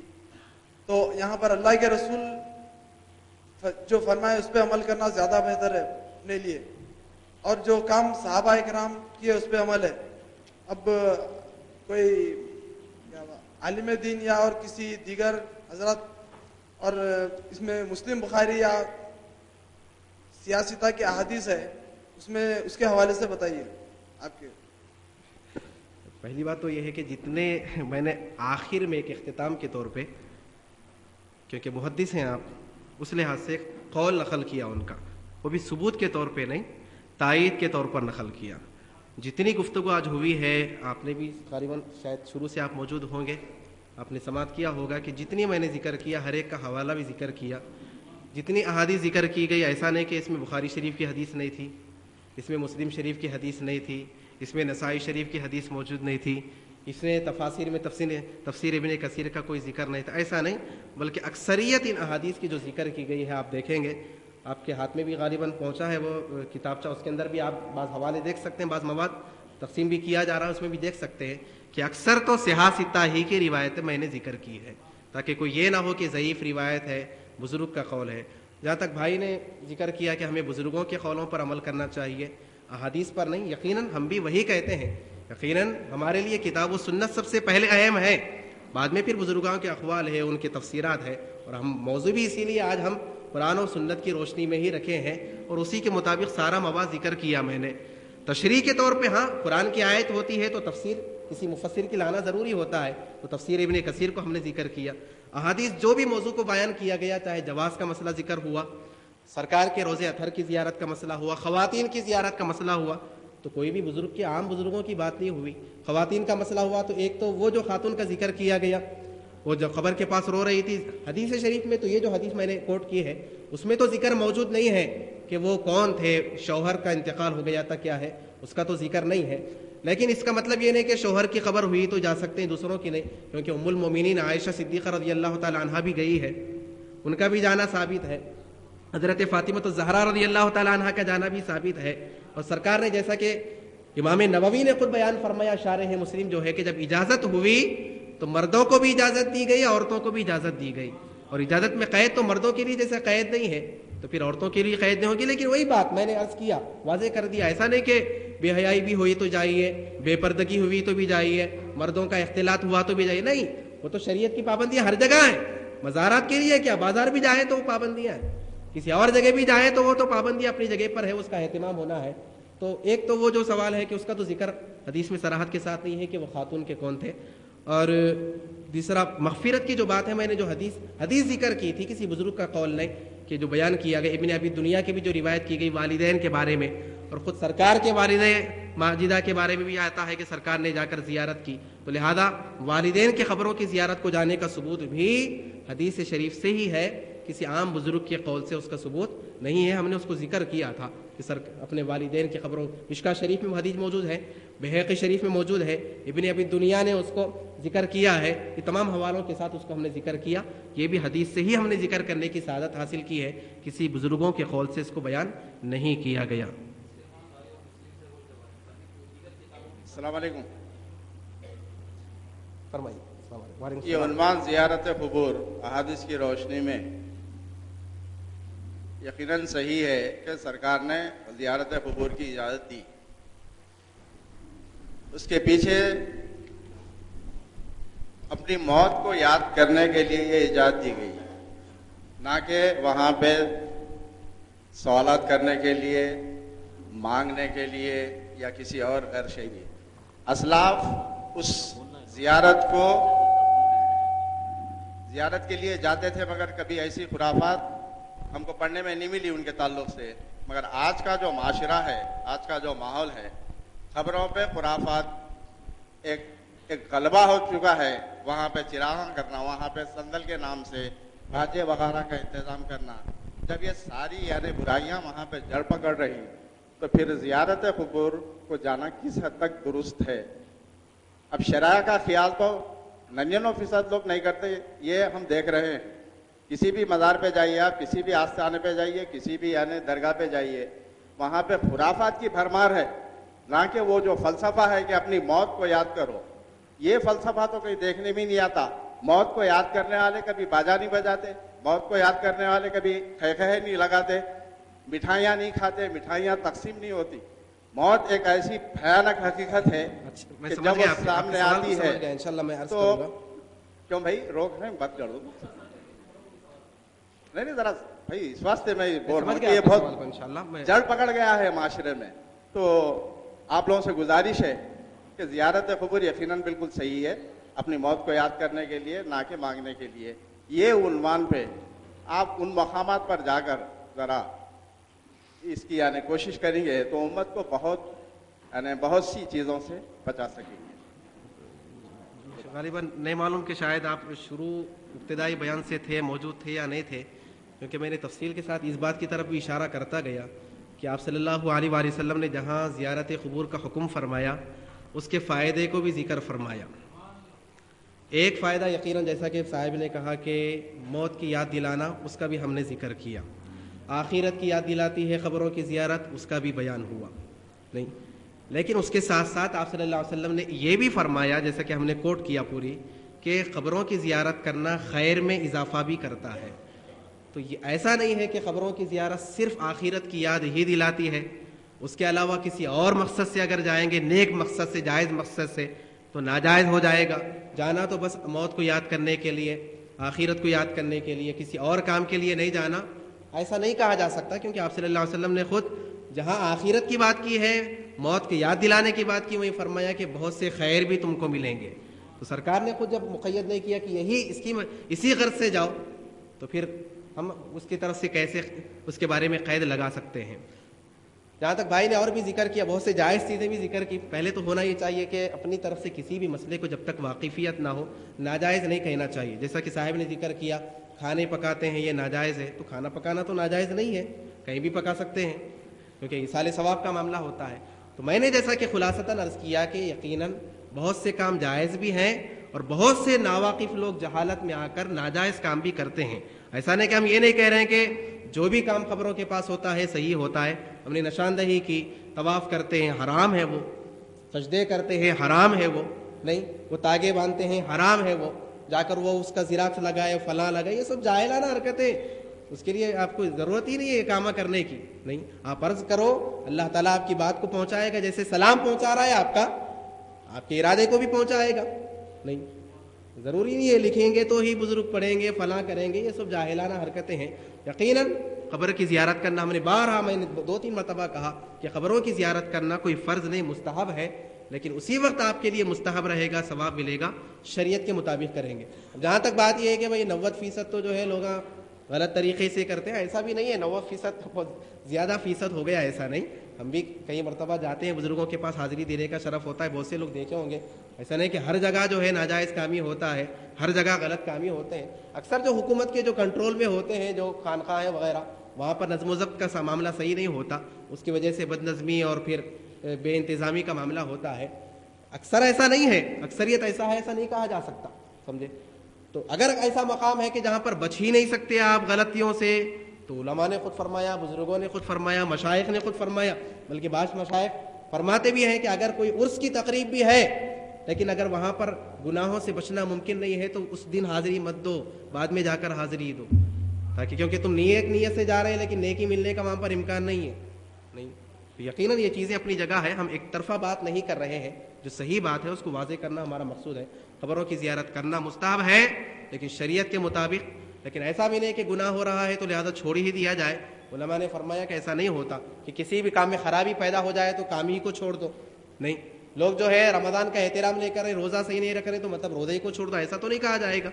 नहीं, माला युद्रकु कुल्लुहु لا یدرک کلہ، جو مکمل نہیں ہو سکتا تو جتنا حاصل ہو سکتا ہے آپ صحیح طریقے سے التزام کریں، آپ پابندی کریں، آپ اہتمام کریں، حتی الامکان کوشش کریں شریعت کے مطابق عمل کرنے کی۔ اگر کسی کو سمجھا سکتے ہیں تو سمجھائیں، ناجائز کوئی حرکت کر رہا ہے تو اس کو روک سکتے ہیں تو روکنے کی کوشش کریں۔ بیٹھ کر تلاوت کلام پاک کے تعلق سے میں آپ سے پوچھا تھا، اس کا جواب میں نے ذکر کیا نا صاحب نہیں، ایک اس میں احادیث کی روشنی میں بتائیے آپ، قرآن شریف میں یا حضور اپنی تمام زندگی میں حیات میں وہ عمل کیے، یا کوئی صحابہ کرام اپنی حیات میں کسی قبور کے پاس پڑھے؟ اور دوسری بات یہ ہے کہ عورتیں قبر پہ جانے کے تعلق سے میں ایک سوال کیا تھا آپ سے، تو عورت جو بیٹھ کے رو رہی تھی قبر پر، تو میں نے عرض کیا دیا کہ مطلب وہ تو حدیث میں ذکر نہیں ہے کہ جی ہو، بالکل ذکر نہیں ہے وہ، جی ہو۔ اور دوسری بات آپ یہ بولے کہ حضرت سیدہ عائشہ رضی اللہ تعالیٰ عنہ اپنے بھائی کے مزار پہ آئے تھے، ٹھیک ہے، اور حضرت بی بی فاطمہ اپنے حمزہ کے مزار پہ گئے، جی ہو، ہاں وہ محرم، یہ بھی تو جی ہو وہ محرم تھے، لیکن آج کل کسی اولیاء اکرام ہے وہ عورت کے لیے غیر محرم ہے۔ جی اب پوری بات نہیں سنے غالباً، سرکار نے جب اجازت دی فزوروہا الا فزوروہا، لیکن شارح جب بخاری خود فرماتے ہیں نہیں سنیے آپ، جس وقت تراویح کا مسئلہ آ جاتا، جہاں پر دین کی بات آ جاتی، تو عورتوں کو پردے کا اہتمام ہے، کسی غیر مرد کے پاس جانا بیٹھنا اس سے دور قرار دیا گیا۔ لیکن صاحب میں آپ سے انشاءاللہ بعد میں خیر آپ بول سکتے ہیں، میں جلسے کے بعد تفسیر میں بات کرتا ہوں۔ سوال غالباً ان کا یہ کہ بھئی نماز کے بارے میں جو ہے جب پردہ نہیں ہوتا تو نماز سے روک دیا گیا فلاں فلاں، تو پھر زیارت قبور کے لیے تو پھر روک دینا چاہیے، پردہ نہیں ہو سکتا، تو علماء نے اس کی وضاحت کی ہے۔ دیکھیے نماز فرض ہے، نماز پڑھنا ضروری ہے، زیارت قبور جب فرضی چیز مستحب ہے تو پھر اس کو اتنی اہمیت دینا، فلاں ہونا، وہ چیز ہی ضروری نہیں ہے۔ آپ یہ بھی فرمائے کہ مغفرت بھی ہو جاتی، آپ یہ فرمائے کہ مغفرت لازم ہے، جو شخص قبور کی زیارت کی، آپ نے والدین کی، ٹھیک ہے، یا اب کسی اولیاء کرام کی بارگاہ میں حاضری دینے کے بعد اس سے انسان جانے والے کو کیا فائدہ ہے، یعنی کہ اس کا حدیث کے روز میں کیا فوائد ہے؟ وہ پہلی بات تو مطلب کہیں بھی آپ عام مزارات پہ حاضری دیں، صالحین کے مزارات پہ خاص طور پہ، نیک لوگوں کے مزارات پہ حاضری دیں، ایک تو قبر کی زیارت کرنے کا ثواب تو ملتا ہی ملتا، سرکار نے فرمایا کہ قبر کی زیارت کرو گے تمہارے لیے خیر کا معاملہ ہو جائے گا، ایک تو سرکار کے حکم پر چلنا، اس کا ثواب تو پکا ہے، دوسرے جا کر جو فوائد ذکر کیے گئے، آخرت کی تذکرہ ہو، آخرت کا یاد ہو، وہ فائدہ حاصل ہوتا، تیسرے پھر آپ صلی اللہ علیہ وسلم نے فرمایا کہ خیر کا اضافہ ہوتا، تو وہ بھی حاصل ہونے والا ہے۔ اب یہ کہ صالحین کے روزے پر جانے کے بعد خصوصی طور پہ کیا مل سکتا، تو جیسا کہ میں نے روایت کیا کہ آپ صلی اللہ علیہ وسلم نے فرمایا کہ اگر کسی مومن بھائی کی خبر پر رہے گا تو اس سے وہ انس محسوس کرے گا، اس کا جواب دے گا جب تک کہ وہ کھڑا نہ ہو جائے۔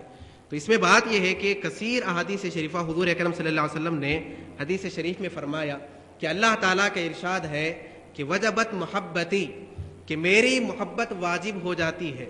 اللہ کا ارشاد حدیث قدسی ہے کہ میری محبت واجب ہے ان لوگوں کے لیے جو میری خاطر خرچ کرتے ہیں، آپس میں میری خاطر ایک دوسرے کی زیارت کیا کرتے ہیں، ملاقات کیا، میری محبت واجب ہے۔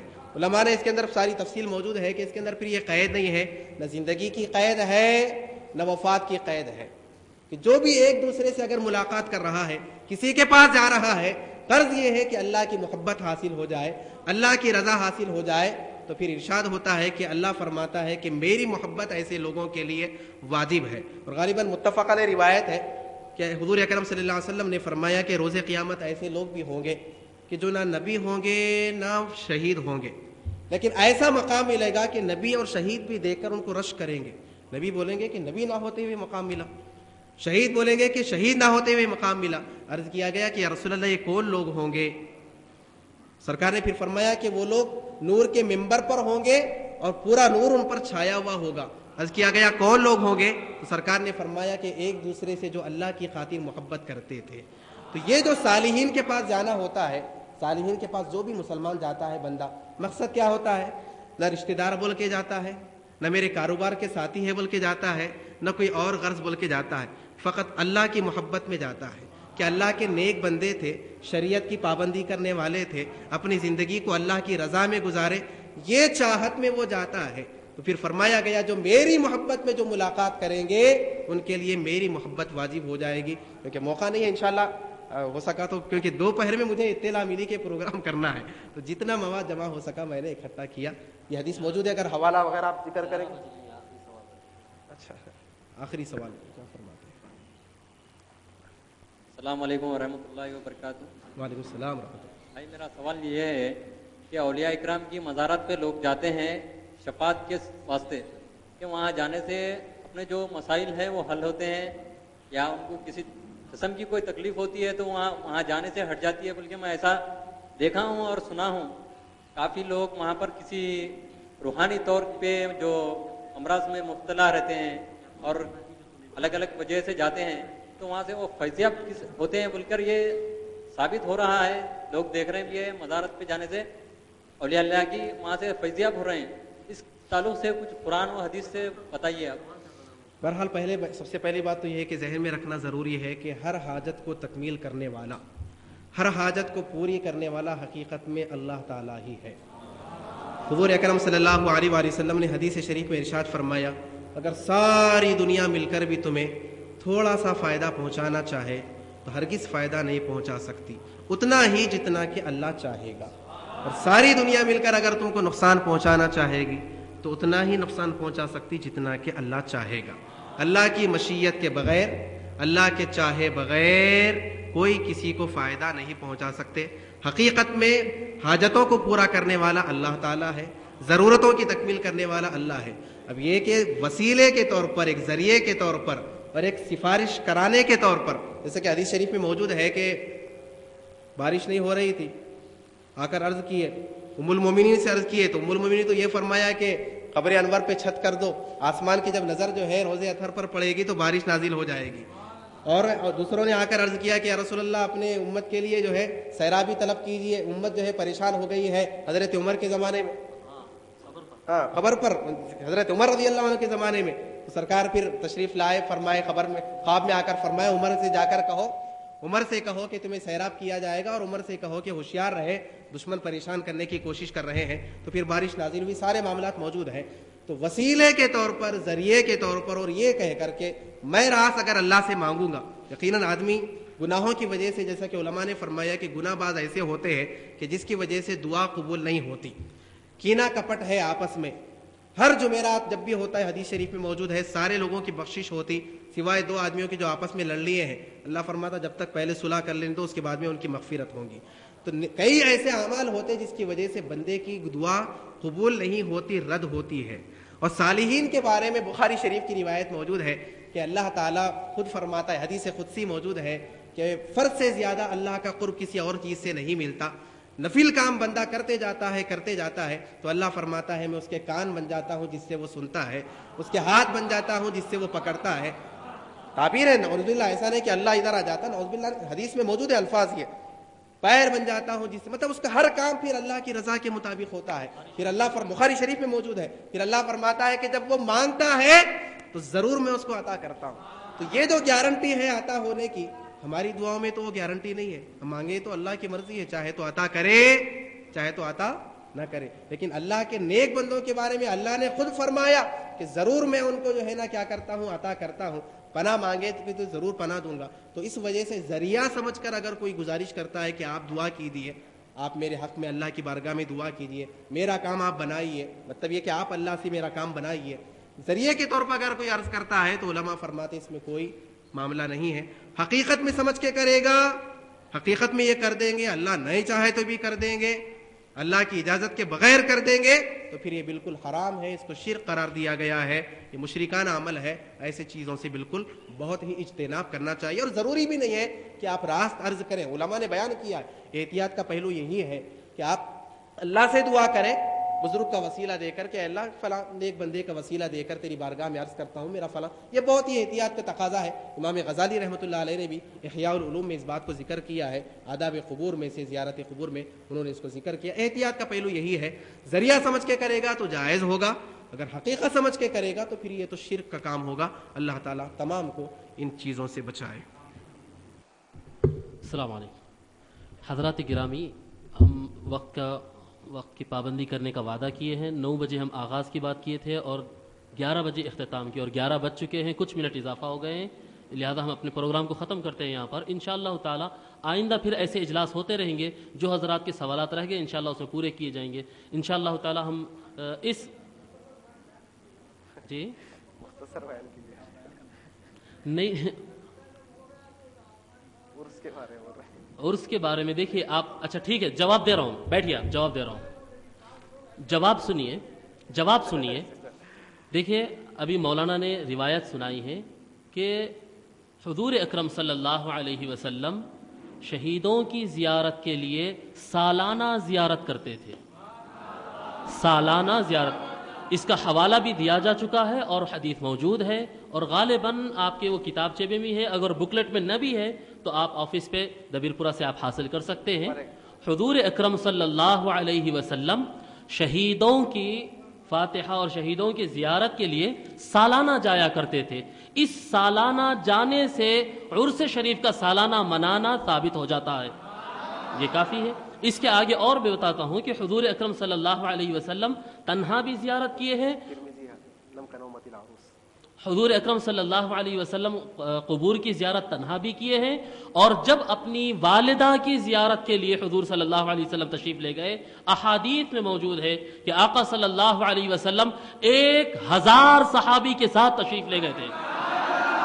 اب یہ بتائیے کہ صرف اگر ایک قبر کو جا کر سلام کرنا ہو یا وہاں پر ایک فاتحہ پڑھ کر اگر آنا ہو تو کیا 1000 صحابی کو لے جایا جاتا ہے؟ یقیناً یہ عرس تھا، یقیناً یہ عرس تھا. اور ترمذی شریف کی روایتیں اور روایتیں، اب بات کو لمبی کرنا نہیں ہے، جب ہمارے بزرگ نے اصرار کیا ہے تو میں جواب دے دیا اتنا کہ حضور اکرم صلی اللہ علیہ وسلم فرمائے کہ جب نیک بندہ، اللہ تبارک و تعالی کا نیک بندہ اپنے تمام قبر کے سوال و جواب کو اطمینان کے ساتھ صحیح جواب دے دیتا ہے تو فرشتے اس سے کہتے ہیں نم کا نومت العروس، عروس کی طرح، دلہن کی طرح آرام سے سو جا. اسی سے لفظ ماخوذ ہے عرس کہتے ہیں، یہ یوم وصال کہتے ہیں. آپ دیکھیے عام لوگوں کو کہتے ہیں انتقال، اور بزرگوں کے بارے میں کہتے ہیں وصال کہتے ہیں ملنا. وصال کہتے ہیں ملنا. کس سے ملنا ہے جی؟ وصال کہتے ہیں ملنا. اسی پر خوشی منائی جاتی ہے، اسی پر عرس منایا جاتا ہے. عرس خوشی ہوتی ہے، شادی ہوتی ہے. شادی کا معنی فارسی میں خوشی کا ہوتا ہے. یہ عرس کے دن شادی منائی جاتی ہے، خوشی منائی جاتی ہے. اس کی وجہ کیا ہے؟ اس کی وجہ یہ ہوتی ہے کہ نم کا نومت العروس کے موقع پر جب 3 سوال بخاری شریف کے اندر بھی مذکور ہے. تیسرے سوال کے بارے میں امام بخاری روایت نقل کرتے ہیں، حضور صلی اللہ علیہ وسلم فرماتے ہیں کہ فرشتے آقا صلی اللہ علیہ وسلم کی طرف اشارہ کر کر کہتے ہیں ما کنت تقول فی ھذا الرجل، اس آدمی کے بارے میں تو دنیا میں کیا کہتا پھرتا تھا. تو آقا صلی اللہ علیہ وسلم سے ملاقات ہوتی ہے قبر میں، اسی کو کہتے ہیں اولیاء کی وصال کہتے ہیں. اسی پر ہم عرس مناتے ہیں، خوشی مناتے ہیں کہ آج ہمارے پیر کو، آج ہمارے بزرگ کو، آج اللہ والے کو آقا صلی اللہ علیہ وسلم سے ملاقات ہو گئی ہے. اس کی خوشی مناتے ہیں آقا صلی اللہ علیہ وسلم. یہ بات بالکل واضح ہے کہ آقا، ہم جو عرس مناتے ہیں تو اللہ کی طرف سے اجر کی امید کرتے ہیں، ثواب کی امید کرتے ہیں اور بزرگان دین سے فیض کی امید کرتے ہیں. اور آقا صلی اللہ علیہ وسلم جب یہ سنت بنائے اور آقا صلی اللہ علیہ وسلم جب یہ عمل کیے تو اس کا معنی یہ تھا کہ آقا صلی اللہ علیہ وسلم ان شہداء کو فیض دینے گئے تھے. فرق اتنا ہے، باقی آقا صلی اللہ علیہ وسلم کے اجازت سے تمام چیزیں آقا صلی اللہ علیہ وسلم کی اجازت سے ہے. اللہ تبارک و تعالی سے دعا ہے. الحمدللہ رب العالمین. اللہم صلی علی سیدنا و نبینا مولانا محمد وعلی آلہ وصحبہ وبارک وسلم. اللهم ربنا بلغ مرادنا وحصل مقاصدنا مقاصد الدنيا والآخرة. ربنا آتنا في الدنيا حسنة وفي الآخرة حسنة وقنا عذاب النار. یا اللہ، جو کچھ ہم قرآنی آیات اور احادیث شریفہ پڑھے ہیں مولا، ان کو سمجھنے اور یاد رکھنے کی توفیق عنایت فرما، ان پر عمل کرنے کی توفیق عنایت فرما اور آگے دوسروں تک پہنچانے کی توفیق عنایت فرما. مولا ہم کو قرآن پڑھنے کی توفیق عنایت فرما، حدیث پڑھنے کی توفیق عنایت فرما، آقا صلی اللہ علیہ وسلم کے احکام اور سنتوں کو جاننے کی توفیق عنایت فرما اور ان کو یاد رکھ کر ان پر عمل کرنے کی توفیق عنایت فرما اور آگے اپنے بھائیوں تک پہنچانے کی توفیق عنایت فرما. مولا ہم کو صراط مستقیم پر چلا، قرآن کی روشنی میں چلا، آقا صلی اللہ علیہ وسلم کے عطا کیے ہوئے نور پر چلا حدیث شریف کی روشنی میں ہم کو چلنے کی توفیق عنایت فرما۔